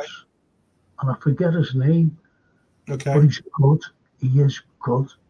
So I've heard that rumor. You can look, if it's true that is 12, if it's true that we are, I believe Klopp has turned around and he said to the owners, to leave Liverpool with a last signing, sign this left back. So, it could be true, it could be just a load of BS, but if it is true, you've got to look and say, well, we're just to leave Robbo and Tsimikas. I think Tsimikas is a good left back, by the way. I was surprised not to see him start, to be honest with you. Sorry? I was surprised not to see him start today, to be honest with you. Yeah. I thought Tsimikas was going to get the start rather than Gomez. There's Norman. He goes under the name Anne. And his name is Norman. Yeah. I think he gets dressed up in dresses. But anyway, he says, "Hiya, Frank, 12th man and chat. Just got back in, pissing down. Happy with results. Fans are going to put Gomez off, shouting to shoot, and he could lose the ball and cost us a goal in the break." Wow, that's another thing. And he did lose the ball, fortunately. And this is the, what do you think when every time Joe gets the ball, by the outside the area or whatever, and the crowd, I am, I'm against them shout and shoot, I am, because there's other options there. And he just keeps missing all the time. Yeah. So, if he has another option, he did put a few crosses in, which were awful, by the way. Awful, unfortunately, especially in the second half. But, I thought he was getting stuck in, whatever. So, as I said, if I was given a 10 out, 10 out of 10, I'd give him a 6.5. That's in my opinion. It must be difficult. It must be difficult, Frank, to have everybody rooting for you, and you're trying to stay in the game. You're trying to stay on the same page with everyone in front of you, or everyone surrounding you, all your teammates, all what the game needs and everything else. And every time you get the ball, everyone's going shoot. That's tough. It's kind of tough. If it's meant to happen, it'll happen. That's how I see it. If it's meant to happen, it will happen. I'm hoping it will. I was hoping it was going to happen today. Me too. Well, Collins Ike says Enzo hopefully back against the Manx unlocks Mac further up the pitch. It's what Gene said. It's what a few others have said. I've said what you've said. So we know that it does unlock McAllister. That's why when Enzo was playing, as you know, he's been a revelation. He's been a revelation, as Gene said before. He's been a revelation. Not only that, but when he was playing number 6 at the beginning of the season, he was trying to get used to it. And he was caught out a few times. But nevertheless, this is why we're the top of the league. Yeah. And it's just amazing the way he's slotted in. He's slotted into all the positions. And this is where you've got to give Joe Gomez credit, because he's played right along the back four. Right along he's played in that back four. Yeah. Right back, centre mid. I'm not centre mid. Centre back, left back. So he's played all the roles there. And, you've got to give him credit. You really have got to give him credit. That's why Tottenham went after him. That's why Tottenham, because he's a great, utility player. He's one of the best, in fact.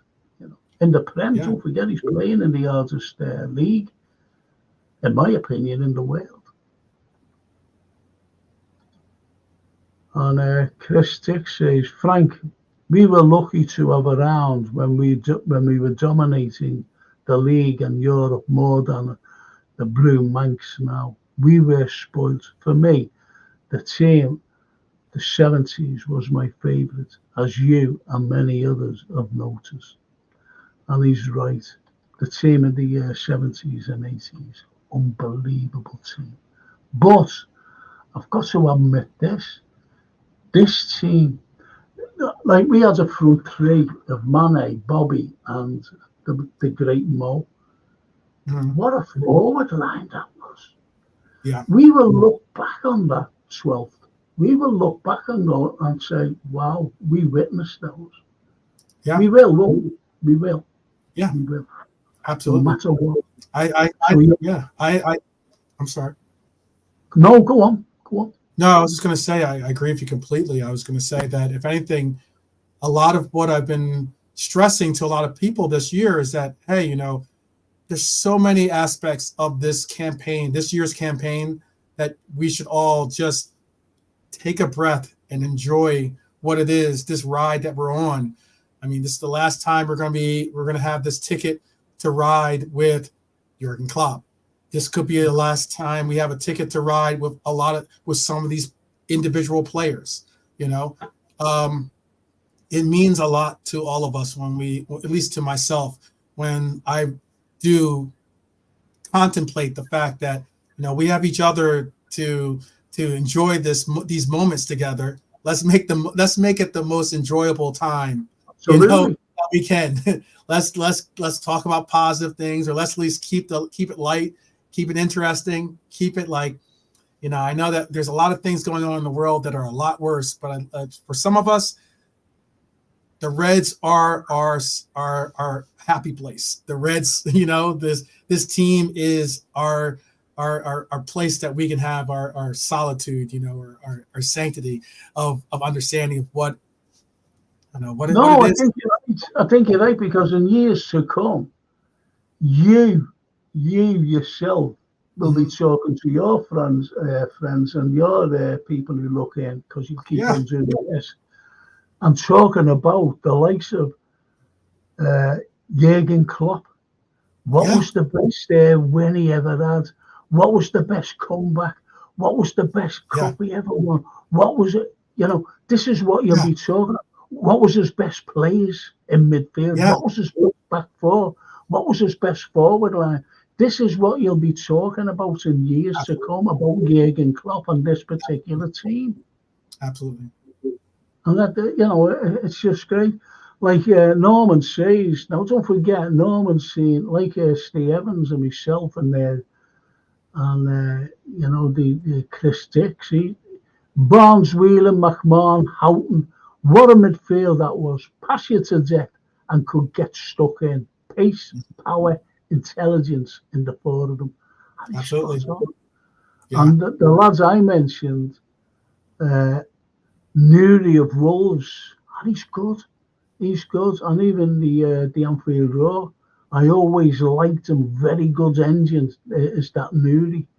So this is who is supposed to, for the last signing of Klopp's tenure, and it's that Nuri. I think, he's trying to fit in the final piece of a jigsaw, with that comment, if it's true. If it's true. I don't know. I just don't know. I just don't want him to leave, I'm being honest. Yeah. No, I mean, like, look, there were so many people that were trying to push this coach out the door last year. There were people that were that have never been sold. Still, they've never turned from doubters to believers in what he said, that was his initial initial meaning behind or his mission to do. And hey, for those people, I just say, you know what, I wish you all the best. But I mean, realistically, to those of us Reds out there that have this, that realize that, these kinds of moments don't come a dime a dozen. Appreciate it. Appreciate the moments that we have to share. And if anything, eventually we're going to be the ones telling these stories, the ones saying what it was like to be a part of this experience. I don't want to be stuck on, all we did was like cry and complain and this and no. I want to be on some enjoying those sentiments and those moments and relishing them with each and every one of you. And I appreciate the fact that we have good people like we do in the chat to do that. Yeah, absolutely. Absolutely. Where's the Irish fella tonight, by the way? Brian? Oh, Brian. I think Brian was on the watch along with us today, but I think his dog was getting overheated or something, so he was trying to take care of his dog.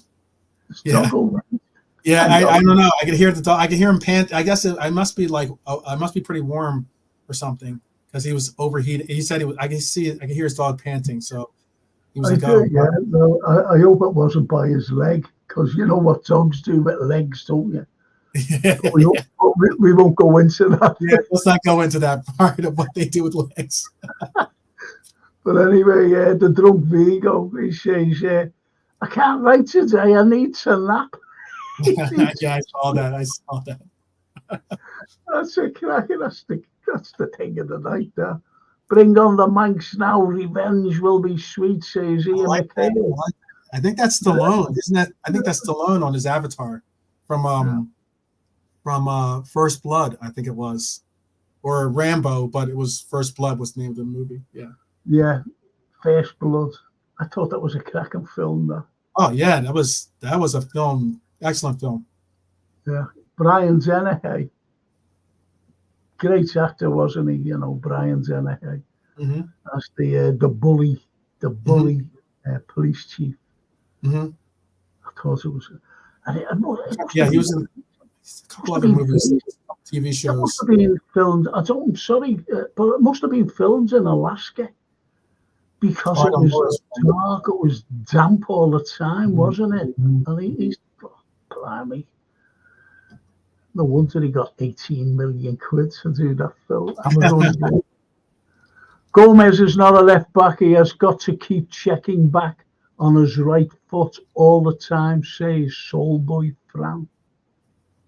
There you go. Yeah, you're right about that, by the way. First Blood was filmed, not in Alaska, but First Blood was filmed in the province of British Columbia, which is right next to Alaska. Yeah. Yeah. Good So, call. you know, it's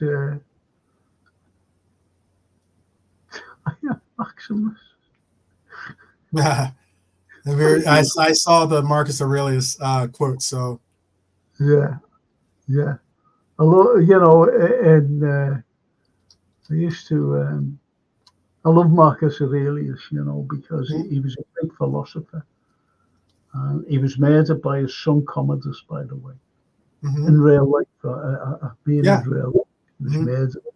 Commodus was a bad dude. Bad guy. Yeah, as you fellas say over there, bad dude. I think women say bad dude as well. Yeah. And Norman, dwell on the beauty of life, Marcus Aurelius, supporting the greatest club in the world. And he did say that, dwell on the beauty of life. Marcus Aurelius, supporting the greatest club in the world. And as you said, I am Maximus. That's right. You're not you. And Chris Dix is going. Good night to all. See, don't forget he lives in Montenegro, and they're ahead of us, where you're behind us, and he's ahead of us, which is, he's a nice fella, actually. The Montenegro tribe, that's who they are, all Reds, every one of them. Maximus was a real person, too, by the way. Even though he didn't play Gladiator. He wasn't the Gladiator. He didn't do the Gladiator. I know Maximus, yeah. Right. Maximus. But, you know, not as a gladiator.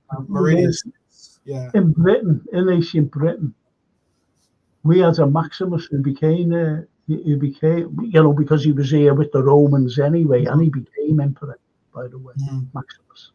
Not that Maximus, out of Gladiator. And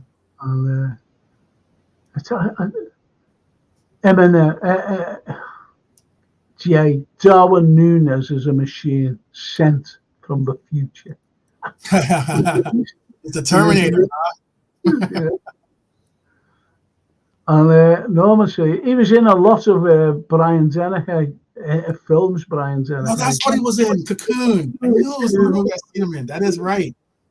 Cocoon. Good call. Great movie, by the way. Oh yeah. Great movie. Yeah, absolutely. With all the old people. Yeah, it was really cool. It was definitely cool. If they had a remake, I think I'd join it. It could give me some energy. I remember that. That was oh man, that was a really good movie. Wouldn't you? The guy from the Quaker Oats commercials was in that. Oh, I forget his name. There's a lot of good people in there. But we don't know your advertisements, so you know we wouldn't. Oh yes, that's true. See, you did have great. You had veteran actors. I always forget this fella's name, and he was in Trading Places. He was one of the brothers, you know.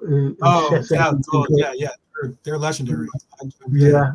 Yeah, brilliant, great actor. And, I was thinking of I'm thinking of Wilford Brimley.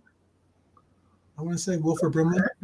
One of them was from the Cocoon, at least. It was Wilford. I think it was Wilford Brimley.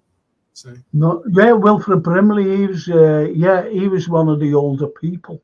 Yeah, he was the guy. He's the guys at Quaker Oats. He does Quaker Oat commercials here in America. Oh right, okay. Well, he was Wilford Brimley. That's what I was referencing. Yeah. Yeah, there was a lot of good people in there.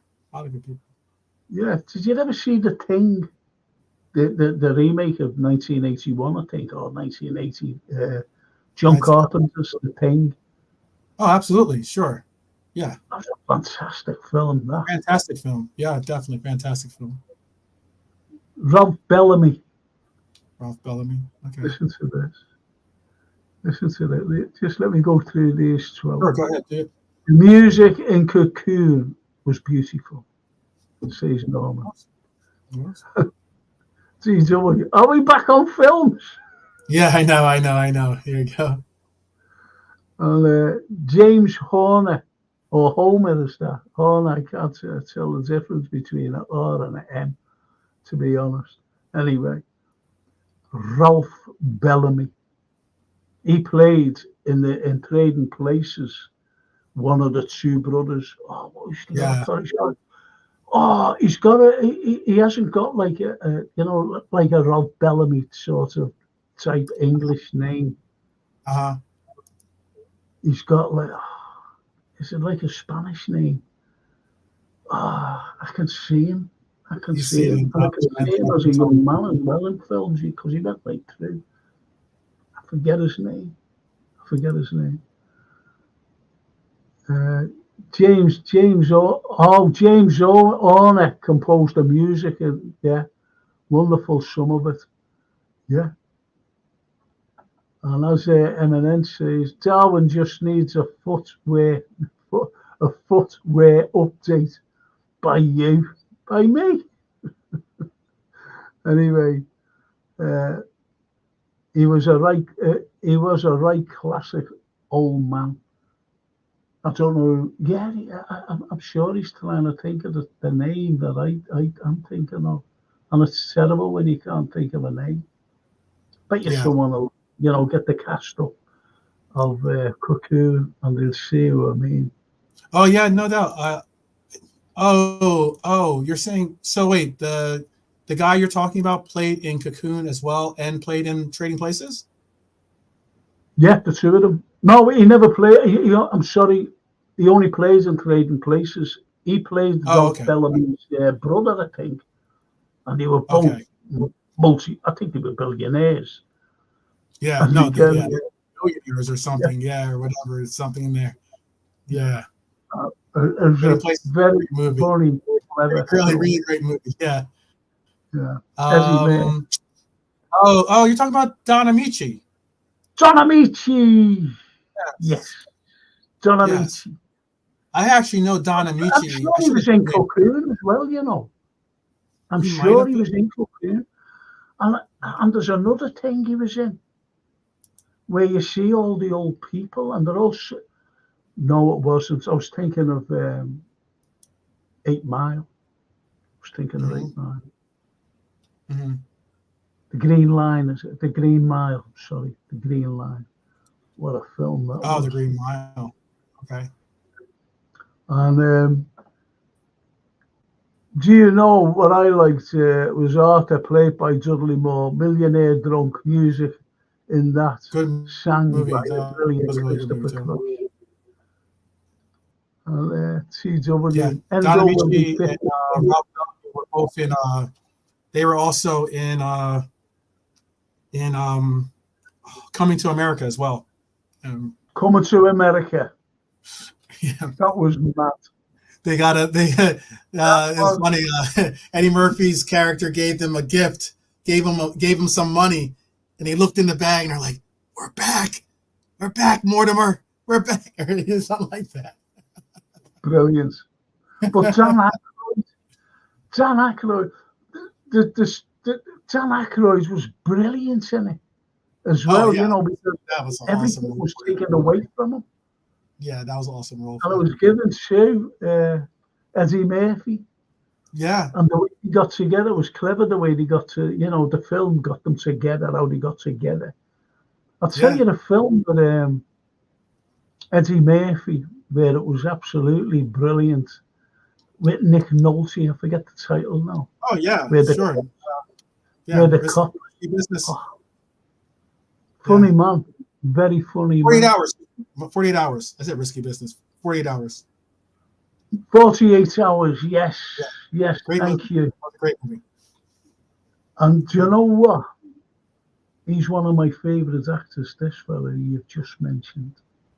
Zenon Elliott. Do you ever remember in the Trading Places when they're celebrating? Yeah. When they're celebrating and everything, they got them back. Yeah. And he went like that. And it was Christmas, wasn't it? And he went, eggnog, anybody. Eggnog. He stole it. Yeah. He just stole it. Eggnog, anybody. It's in celebration. Eggnog. Absolutely brilliant to know Elliot. Love him. God, I love him. Anyway, coming to America, when they are in the barbers and Eddie Murphy plays different people, funny scene. Yes. Oh, iconic scene. Yeah. Iconic scene. Yeah. He's like, he comes in and he's like, what do you want me to? He asked the guy, oh, can you make my hairstyle look more like American, I guess? And he just looks at him and goes, he just like clips off the little bit of the little, tail that he had on there. He's like, oh, that'll be $15. That was funny. Yeah. Hello, lovely Jane. Was he the man from Uncle? No, he wasn't. Who's on Amici? I don't think No, the man from Uncle was Robert Vaughan. Yeah. If you're going back to the old TV series, and Ilya Kuryakin was played by David.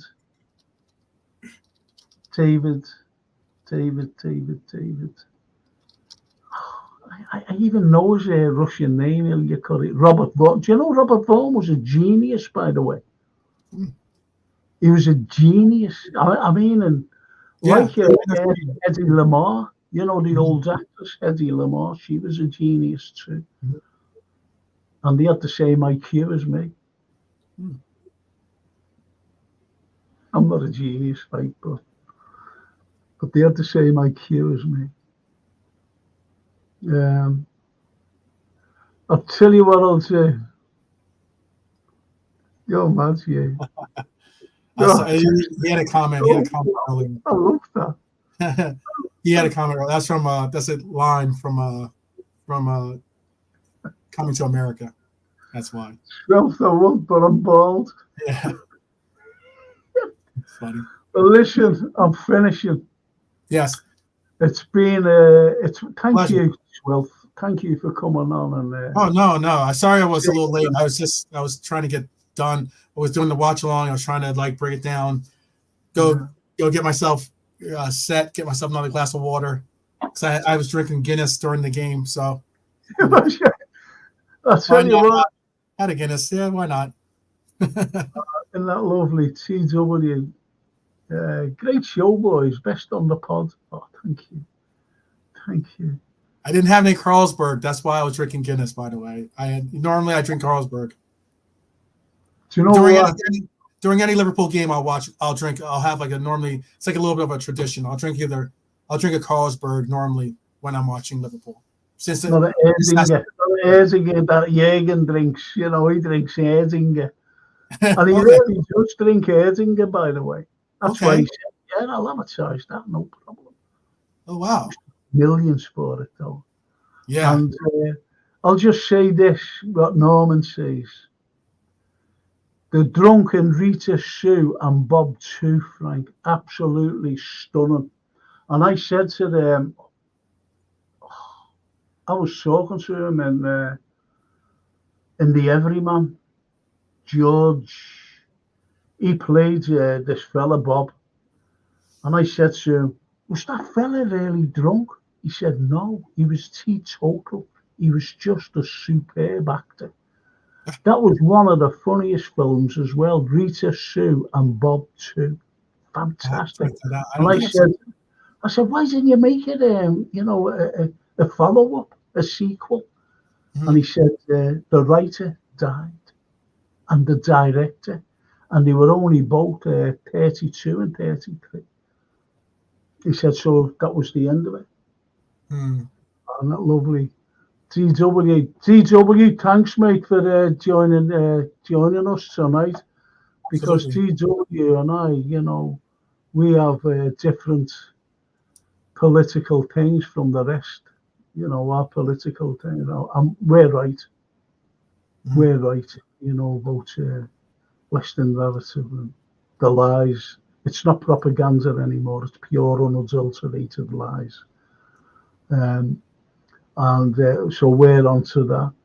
DW, Life Frank, and 12th. That's lovely. Thank you so much, DW.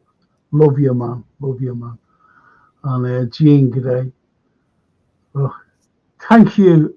A great stream again, gents and chat. Great 3 points. We move. You'll never walk alone. Isn't that lovely? Doesn't that just fit in? Doesn't that just fit in for everything? It really does. And Jay says, give me only fools and horses anyway, not into movies. Oh, behave yourself, because you're not allowed to watch them. Oh, okay, no worries. He's not allowed. Oh, he's great, Jay. I know Jay well. He's so funny. He's so funny. Jay. When he went on a bike ride with all his mates and followed some fella, and they all got lost because the fella was going home. The fella went into a cul-de-sac and said to our lads, where are you going? We're all lost. All the fellas on the bikes. Absolutely brilliant. Yeah, but as they turned into a cul-de-sac. Yeah. If you don't live in the cul-de-sac, you ain't going nowhere other than exactly. in reverse. Turning around and going back to wherever you think. Yeah, but this fella has all the gear on, the crash helmets and the shorts, the bicycle shorts, the bicycle, shirt, the shorts on, the bicycle shoes, and and they went, because they didn't know where to go. They were already lost, and they said, yeah, we follow this fella, because this fella just passed them, So they all kept trying to keep up with him, going everywhere, over hills and everything. And they went into this lake where these houses were, and they're all behind. And I'm talking to a lot of them. And he falls into a cul-de-sac. He was just out for the ride, the fella himself. And he went home. He looked around and looked at all these fellas on bikes. They followed him. And they were lost. They were lost. Think about that. Yeah. You couldn't Where are we? Where are we? Yeah, it's like that tribe in Africa. When they jump up in the air and they're looking for the where are we tribe. Anyway, sorry there. 2 great blokes, support both if you can. Yes.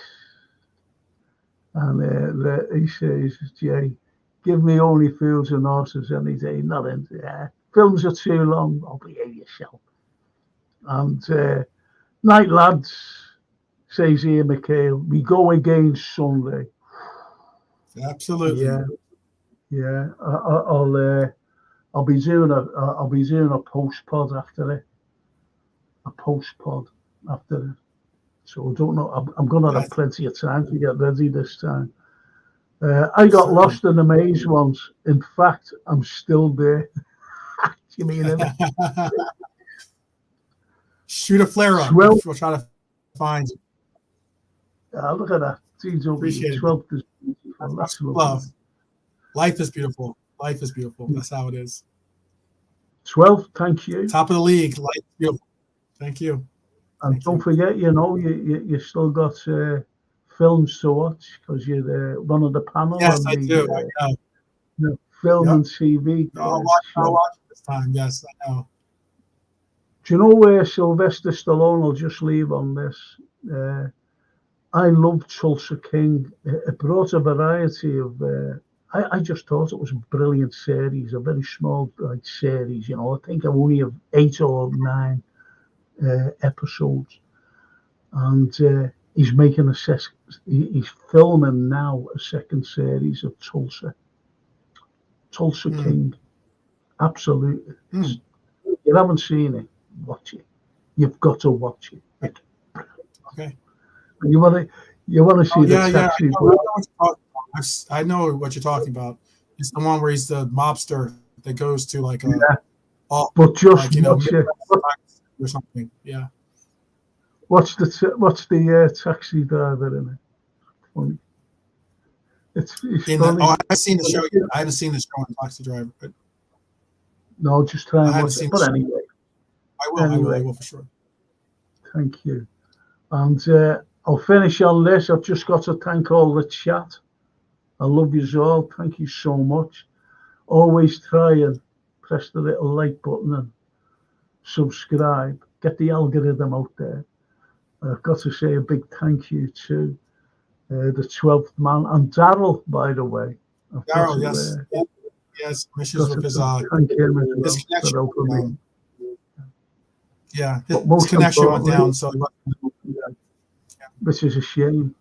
But yeah, I've got to thank the Reds tonight for keeping us all happy. doing what they needed to do. We did. And as Norman says, night all of the mighty Reds. And the Reds. DW says, night Frank, 12th, night chat. Thank you. And our lovely Jean, rest well, everyone. Thank you. And on that note, 12th, thank you. Thank you. We shall be in touch. We shall be in touch. Okay, give Brian cards anyway. Okay. Yeah, I'll make sure his dog knows you should love to. Okay. All right. Thank you, 12th. I'll see you soon. Bye-bye now. See you guys soon. Ciao, everybody. Ciao. Really. Ciao.